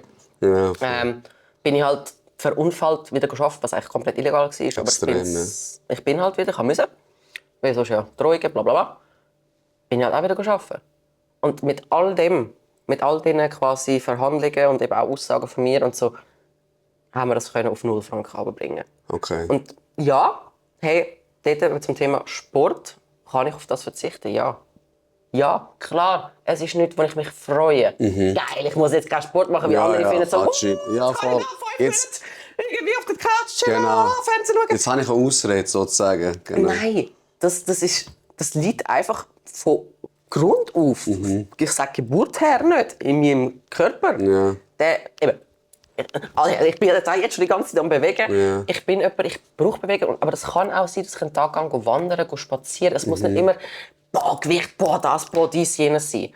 Sondern Bewegung und Sport ist für mich etwas, was, sorry, eigentlich nicht mal, du solltest mir die Frage nicht stellen irgendwie, oder es müsste doch nicht, ich finde so, ist das nicht zu viel Sport? Was hast denn du in der Steinzeit gemacht? Ja, voll. Ist das auch zu viel Sport gewesen, wenn du 50 Mal vor dem Mammut weggerannt bist? Ja, genau. Wow, oh, du hast einen Marathon gemacht. Ui, hure komisch. Wir sind alles nur Steinzeitmenschen. Ich sollte ihn fragen, ist es nicht ein bisschen komisch, dass du den ganzen Tag auf der Couch hockst oder den ganzen Tag am Bürotisch? Ja, genau. Für mich ist das abnormal. Ja. Ich habe jetzt endlich einen Stehtisch. Sonst bin ich auch die Störungs- und Scheißstuhl. Und dort am Laptop bin ich Zusammenfassung am Schreiben. Weil, dann stehe ich, es fühlt sich besser an für meinen Rücken, für meinen ganzen Körper. Eben, wenn du das Ganze, aber auch in der Kunstuni, du hast irgendwas Fotografie gemacht, du bist rausgegangen, du bist filmen, du bist klar vielleicht mal etwas am Werkeln oder Schmuck machen oder am Zeichnen gewesen, aber beim Hocken. Aber du hast auch immer den Austausch gehabt, hey, wieder draussen etwas dort gemacht, künstlerisch, grosse Projekte, kleine, eben Kleider nähen. Du hast immer Bewegung gehabt, dann Cleverfit, wo ich gearbeitet habe. Auch, ich bin den ganzen Tag am Stehen gewesen. Ich kenne, abgesehen von meiner Kindheit mit Lesen und Buch, ja, dort habe ich Bücher einen Tag gelesen. Dort habe ich das, aber das war auch für mich geil, Geschichte, Film. innenleben, meine Kreativität Ja, ausleben. genau. So Harry Potter in einem Tag, durchflitzt. Oder weißt du, so im Wettbewerb mit meiner Schwester. Wer hat Das Harry ist- Potter schneller gelesen und so. Immer. Oder wirklich ganze Cousinen. Es gibt Bilder von uns als Cousinen. Wir sind 4 an der Anzahl. Also jetzt Mutter und ihre Mutter, also meine Mutter und ihre Schwester, Tante. So. Und wir alle wirklich in Spanien, in unserem Ferienhaus, das wir dort hatten, alle mit den Büchern so im Kreis hocken. Und wirklich jeder liest sein Buch. Und dann ist so, so wer ist wie schneller oder jetzt gibt es Essen. Und dann irgendwie alle. Eben, das hat für mich ein Kind immer dazugehört. Aber eben, ich bin dann auch die, die nur am Umrennen war. Ja. Lesen, Gamen oder Sport. Das... Aber so die Angst, so, hey, wenn ich Sport nicht mehr habe, die Angst, ich könnte in eine Essstörung hineingehen, die hast du nicht, weil du auch sagst, ey, ich habe das abgeleitet. So, Ich habe es das ist... komplett für mich abgeleitet. Nein. Okay. Nein. Ich verbinde wirklich nichts mehr mit meinem damaligen Ich. Ich sage auch heute, vieles fühlt sich mittlerweile wie ein böser Albtraum an. Ja. Ich weiß sehr viel noch, sehr genau. Und ich weiß auch, dass es ich bin. Aber irgendwo durch... Nein, also, das Ich von heute war es nicht. Es war irgendein Ich, das falsch abgebogen ist. Ja, oder als verletztes Kind, oder? Ja, also Stephanie verletzte Stahl, quasi das Schattenkind, das dort mal Genau, ganz laut ja. hat müssen werden. Und jetzt habe ich endlich mein starkes Sonnenkind wieder vorholen. Voilà, schön Aber hast du gesehen. halt auch mit ganz viel akzeptieren. Das war so und es darf so sein. Ja, mega. Und ja, ich bin 32 und ich bin wieder am Studieren. Ja, Sorry. Stark. Ja, stark auf die einen ich find's Seite. stark. Ich finde es auch irgendwo cool. Ich freue mich mega. Und es Ja. ist wirklich, ich habe jetzt meine Berufung gefunden in diesem Studium. Definitiv. Es hat mir so viel Spass gemacht. Es war fucking anstrengend. Ich bin auch gerade voran wieder nur am Fluchen. So, Scheiße, muss ich die Studie lesen? Ja. So, aber jedes Smile von meinen 64-jährigen Damen, wenn sie mal wieder ihre 6 Fläschchen tragen kann, Ja. einem Arm und ihre Stege raufkommt und nicht umkippt. Ja, genau. Das ist so geil. Ja, Und voll. du kannst auch, vor allem du kannst Menschen, Training ist meistens so, wie der Arzt Pillen gibt. Ich bin meistens an einem Symptom am Arbeiten und das Genau. ist Psyche. Das Training mache ich, also klar, das ist das Hauptding, Ja, aber ich eigentlich weiss. im Training passiert viel mehr, als dass du deinen Körper, sondern du fängst an zu reden. Oder die meisten fangen an zu reden. Und Ja. ich habe alles schon mitbekommen und gehört und ich mache das gerne.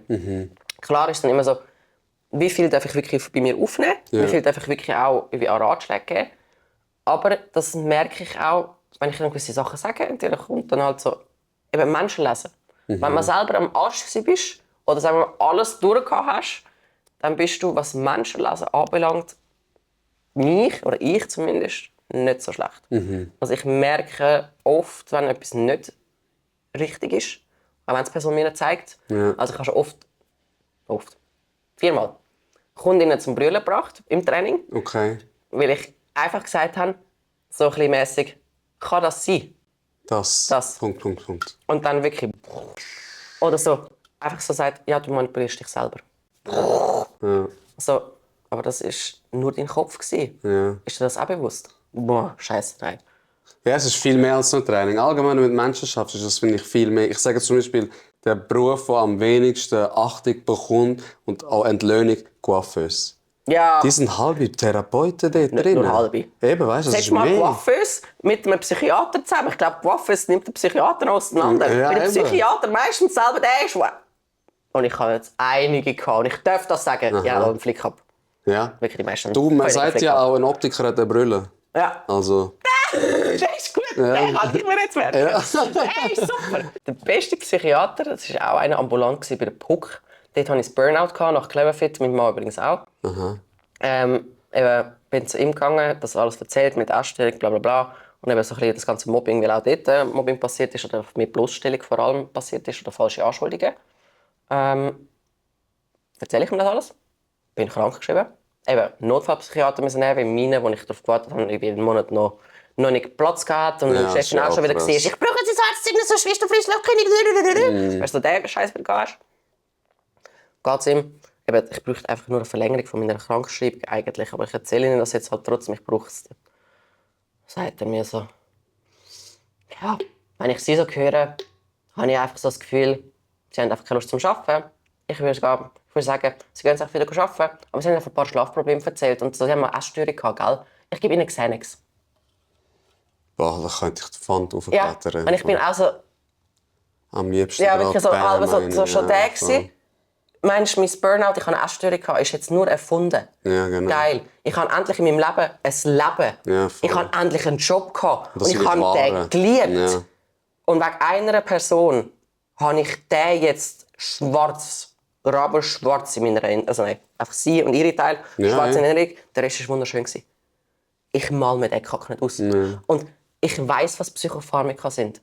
Ich brauche kein Xanax. Und vor allem, es ist sicherlich nicht das, was mir hilft, sondern es ist das Pillenleben, das mich einfach schlafen lässt. Ja, Geil. ja, genau. Du muckst Aber- einfach nicht auf, bist ruhig und machst einfach das Top. Ding. Gesellschaftsfähig, machst dein Zeug und Genau. Ruhe ist. Ich bin ein richtiger Benzo-Hater.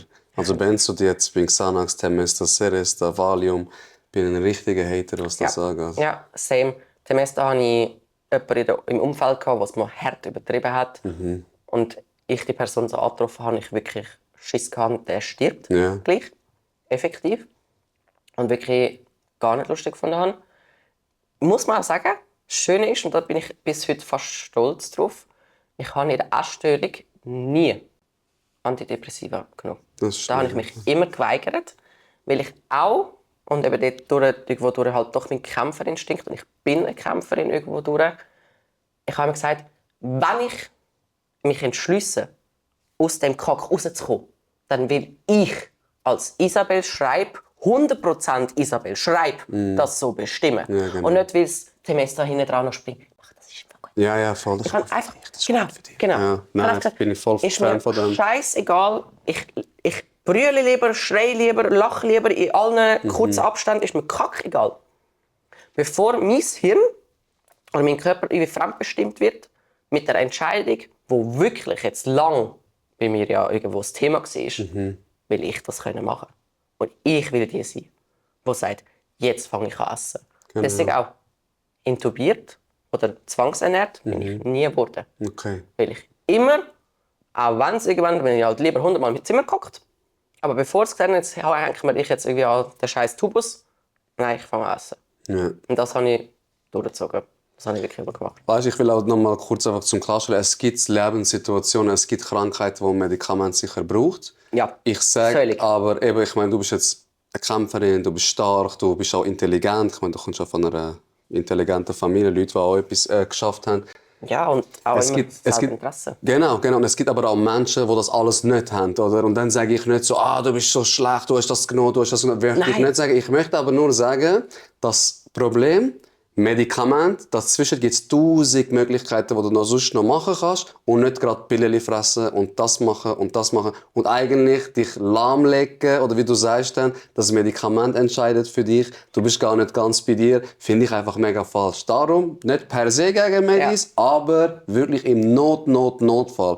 Wenn die 1000 andere Sachen, die du probiert hast, nicht gefruchtet haben, dann kannst du es machen. Die Reihenfolge ist das, was entscheidet. Ja, genau. Du gehst zum Psychiater und der Psychiater sagt, Pille, Genau. viel Spaß damit. Ja. Oder er sagt, warum? Ja, Warum voll. fühlst du dich jetzt so? Oder was hat deine Situation ausgelöst? Oder was sind so Glaubenssätze von dir? Mach doch mal Verhaltenstherapie, mach Wow, kognitive sehr schön, Therapie, mach irgendwelche... Ich habe Hypnosetherapie ausprobiert. Ich habe gefühlt jede Therapie ausprobiert, Eben, die man ja. kann machen kann. Genau. Dass ich jetzt da irgendwie gerade noch mit LSD unterwegs bin, nein, das habe ich jetzt nicht gemacht. Aber alles, was sonst irgendwie ab Therapie da war, habe ich probiert, um irgendwie... Eben, du lernst ja immer etwas dazu. Und auch wenn man etwas, das ist auch etwas, was ich gelernt habe. Und ganz hart, das ist auch der Satz, den ich heute sage. Wenn ich die 11 Jahre noch einmal durchmachen müsste, um so zu werden, wie ich heute bin, mache ich es. Okay. Sofort. Stark. Und es ist eben auch die Arbeit, gell? Ja. Es ist Arbeit. Und das ist, halt. es ist Hölle. Genau, und die 11 Jahre sind Hölle gewesen. und der einfache Weg ist einfach, dann nehme ich eine Tablette, dann ist es wieder Ja. gut. Aber du setzt dich auch unter Drogen, weil du bist abhängig. Ich finde das so Ja. grusig für mich. Ich bin abhängig von etwas und ohne das Zeugs kann ich nicht funktionieren. Ich müsste doch eigentlich in der Lage sein, mir die Sachen selber anzueignen. Klar, ich rede jetzt nicht von Schizophrenie, also, oder eine bipolare Oder, Manie ja. oder sonst etwas. Von Und diesen Sachen. dissoziative Störungen teilweise auch noch die Sachen. Ja. Genau, von solchen Sachen rede ich nicht. Aber es wird viel schneller Medikamente geben, will auch, keine Kapazität, oder? Ja. Oder du kommst, du suchst eine Lösung und jetzt sitze ich mit dir an und sage, ja, erzähl mal. Und ein paar Leute kommen und sagen, ey, gib mir einfach etwas, dass es mir wieder gut geht. Dann gibst du die Tabletten und dann sagst du, ey, Hakan, ich war bei dem Psychiater, ey, geil, weißt du, geh auch zu ihm, mir geht's jetzt schon viel besser. Und er macht nichts anderes als, ja, komm wieder in 3 Monaten, ich tu dir ein Rezept geben, tut den Termin verrechnen und du wirst eigentlich unter Drogen gesetzt. Darum. Schwieriges Thema. Mega, mega schwieriges Thema. Ich könnte jetzt voll auskotzen, aber ich glaube, Ja. das würde den Das wäre Rahmen auch sprengen. noch mal wirklich so ein bisschen, was läuft eigentlich alles schief teilweise mit Ärzten und Psychiatern. Ja, Es gibt mega. auch tolle, eben, Es gibt auch. Es gibt mega gute, also jetzt, ich muss auch sagen, meine Schwester ist Ärztin, aber eben, weil sie mit mir so viel Leiden durch hat, und eben, das war immer das gewesen, ich kann mich umbringen, damit meine Familie nicht mehr muss leiden muss. Sie hat mega viel gelernt und sie ist auch extrem stark. Klar, sie hat auch ihre eigenen Probleme, die sie aber heute, sie sieht sie wenigstens, Genau. weil ich mich so fest reflektiert habe. Und ich bin überreflektierend fast schon. Sie sieht das und sie hat aber durch das, sie ist auch jemand, der Leute heimschickt und sagt, jetzt machst du mal Kamillentee und heißen Wickel. Nicht klar, wenn das so ein Krebspatient ist, dann Ja, würde sie dir nie anmachen. Nein, aber sie natürlich ist die nicht. letzte. Früher, das war bei uns auch Familie, Ärztefamilie, also krank, da Ibuprofen, da Neocitran, da Wixmedinite, bam, bam, bam. Genau. So, ja, funktioniert. Kannst du aber auch mal mit Ingwer und heißen Better und einfach Voilà. aussitzen brauchen. Ja, genau. Weißt du, und das ist Genau. jetzt etwas Simples. Ja, mal nicht schaffen vielleicht, wenn dein Körper sagt, es Genau. lange, dann nimm dir die Ruhe und nicht, Ja. nein, dann Ja. schaffe ich nicht irgendwie meine Karriere oder sonst etwas oder ich werde gekündigt, man droht mir. Arbeitsrechtlich sind wir in der Schweiz sehr, sehr gut geschützt. Ja. Die leeren Drohungen einfach mal nehmen und dann mal schön an einen Anwalt zeigen oder Rechtsschutz, wenn man Ja. sich das nicht leisten kann. Also eben, Ja, hätte ich früher wahrscheinlich, eben dort bin ich einfach nicht drauf gekommen oder habe nicht gemacht. Aber ja, eben, es ist am Schluss, es gibt oder viele Menschen, und das weiss ich auch, du kannst dich super in etwas hineinsteigern. ja, Ich habe mir massiv. so einen Armen, oh, ich kann nicht wechseln, ich kriege sicherlich keinen Job. Wenn du es nicht versuchst, dann weißt du es auch Ja, nicht. genau. Ja, genau. Wenn du halt, und das ist für mich das Schlimmste, wenn mir jemand ewig lang durch voll motzt, wie kacke sein Job ist Ja, und das ist und genau. jenes ist. So, wann habe ich mal von dir gehört, dass du auch nur, sagen wir, selbst bist unzufrieden im Job? Dann geh ich mal mit dem fucking Chef der HR reden. Ja, voll. Klar braucht es Eier. Ja, genau. Aber du kannst nicht motzen und keine Eier haben. Genau. Das bringt gar nichts. Das ist das Leben. Das ist das Dann Leben. nutzt nicht. Wenn du Ja, keine voll. Eier hast, dann hast du keine Eier und dann check das aber bitte Ja, auch. genau. Genau. Dann, Und entweder ja. Oder geht die Oder- Handlung über. einfach über. Und das ist auch etwas, weil deswegen Brick hat mir hure gut da jetzt bei dieser Jungunternehmerin. Die ist die einfach stinkerfrech in eine Apotheke läuft, hey, ich will ein Supplement machen für Wundheilungsphase. Ich bin Physiotherapeutin an der Bock. Ja. Und ich so, ich bin schon jemand, der auch proaktiv zugeht, aber so gerade. Oder wirklich, wo auch das Spital dann irgendwie bei ihnen anruft, hey, wir haben eine Return to Activity für irgendwie neue Knietap-Sachen. Keine Ahnung, was haben Sie Bock mitzumachen in der Studie? Oder wenn ihr das bei uns anwenden, wir machen da ein Konzept. Weißt du, so mega proaktiv. Ja, wenn du nicht fragst, bleibt es Nein. Ja. Und sie hat auch gesagt, weißt du, wie viele Mal habe ich schon ein Nein bekommen? Aber weißt du, wie oft habe ich schon ein Ja bekommen? Ja, genau. Und dann, eben, das sind wie die Leute, die sagen, oh, ich würde mal so gerne im Lotto gewinnen. Wenn du nicht spielst, dann kannst du nicht willst du auch gewinnen. nicht. Ja, genau. Wenn du nicht fragst, dann kannst du auch nicht gewinnen. Genau. Ganz Das ist einfach. es. Das ist Du kannst keine Million gewinnen, ohne den Zettel auszufüllen zu Ja, haben. voll. Fertig. Voll. Also, dort bin Fuß ich im eigentlich Sack so. machen bringt wie auch nicht, oder? Nein. Ich hätte noch eine Frage an dich. Tell me. Wenn du jetzt zurückschaust und die Easy von früher, da wo du wirklich so Peak von deinen Problemen als Teenagerin, vielleicht sogar auch als Kind bist, und jetzt reflektierend auf die Zeit schaust, was hätte dir geholfen, vielleicht schneller rauszukommen? Oder was hättest du gebraucht, was du erst jetzt siehst?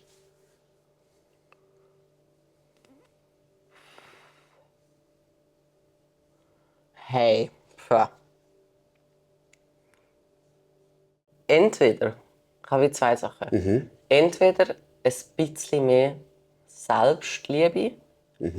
Habe ich als Kind nicht so fest gehabt. Ich habe mich auch recht selber abgemacht. Oder einfach so, nicht Selbstliebe, sondern den Satz bei mir selber dürfen sagen und akzeptieren. Ich bin geliebt, wie ich bin, Ja, genau. weil ich bin. Fertig. Ich bin als Mensch, ohne auch nur einen Atemzug müssen zu da haben, geliebt. Ja. Und darf da leben. Und so ein bisschen der und vielleicht eine einzige ehrliche Freundin. Das wäre schön gewesen. Hatte ich kurz gehabt, aber die hat selber so viele Probleme gehabt. Geritzt und geraucht und so wirklich, ich glaube, jemand kann Familie alles gehabt, aber das ist wie zu nahe. Manchmal kennst du so ein bisschen, wenn Ja, darum mache ich den Job, den ich jetzt mache. Die könnten auch nicht helfen, Es weil ist sie zu, sind zu nahe. genau, es ist zu emotionsgeladen, verbunden. oder? Genau. Ich glaube, ich hätte mir wirklich vor allem so eben Kleinkindheit, ja, Kinder sind Kinder irgendwo durch und eben, aber trotzdem mit der Erziehung ist noch ganz viel gemacht. Auch, ich bin halt wirklich auch ins Gimmi gekommen, ich habe die gleiche Konstellation leider wieder erlebt. Ich bin ins gleiche Muster reingefallen. Mag meine vielleicht schuld sein, vielleicht bin ich wirklich einfach so people-pleasing gewesen, dass man mich nur ausnutzen hat müssen. Who knows? Oder einfach ich ein leichtes Opfer bin. Aber dort, glaubst du, wäre es schön gewesen, wirklich mal so einen Ivan zu haben. Ja. Über den Tellerrand überschaut, wo ins Innere schaut, wo meine ganze... Ich war so eine fette Zwiebel als Kind, wo endlich mal die Zwiebelschale abnimmt. Ja, und sagt so, hey, da ist schon ein Mensch dahinter. Genau, ja. Und dann eben vielleicht auch für mich selber so den Mut zu haben, zu sagen, ich darf auch nichts machen, ich muss nicht für alt aufzugehen machen. Und die haben mich trotzdem vielleicht gern. So ein bisschen das. Ein bisschen Selbstliebe mehr, um wirklich zu sagen, ich bin geliebt, auch ohne irgendeine Leistung. Plus vielleicht eine gute Freundin. Über die ganzen Schuljahre jetzt, wo mir auch gesagt hat, hey, ohne irgendetwas für mich zu machen, ich kann dich gerne, gehe gerne mit dir raus. Ja, das habe ich nicht gehabt. Ich habe viele Freundinnen gehabt, aber eben so Arzt- Freundinnen.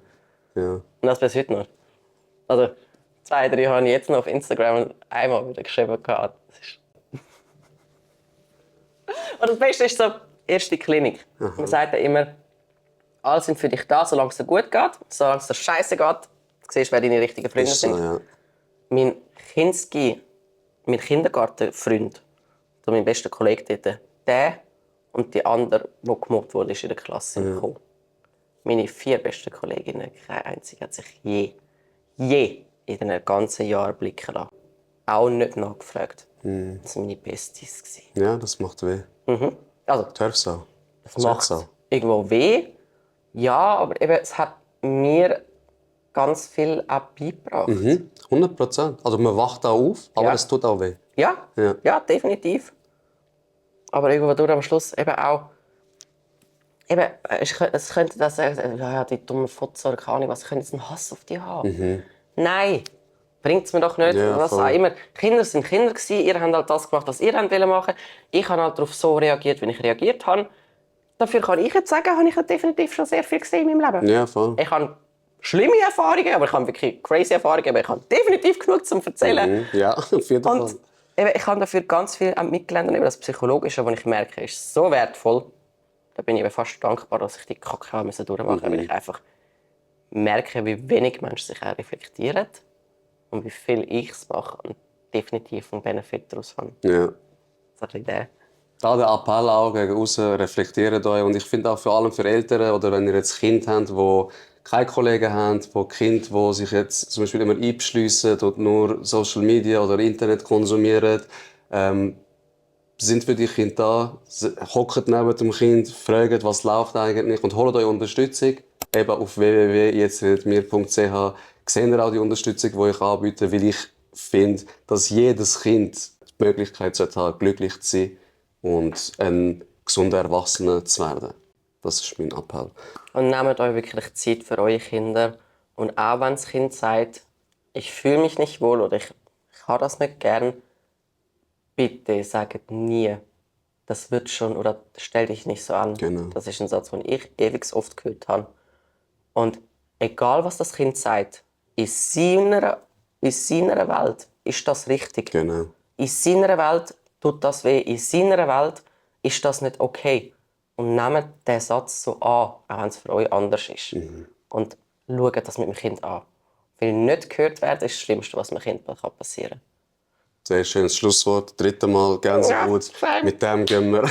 Hey, danke dir viel mal Nicht, ich habe zu danken. für die Zeit. Ich habe wirklich zu Es war danken. toll gewesen. Lernen wir voneinander, lachen wir miteinander. Danke fürs Zuschauen, Zuhören und bleibt gesund. Ciao zusammen. Tschüss. Hey! Voll geil, seid euch. Hey, danke Nein, es ist wirklich mega Mega Spaß. schön gewesen. Ich habe noch gedacht, als ich dich gesehen habe, du wirkst ein bisschen tiefer, als man vielleicht vom ersten Augenblick sieht.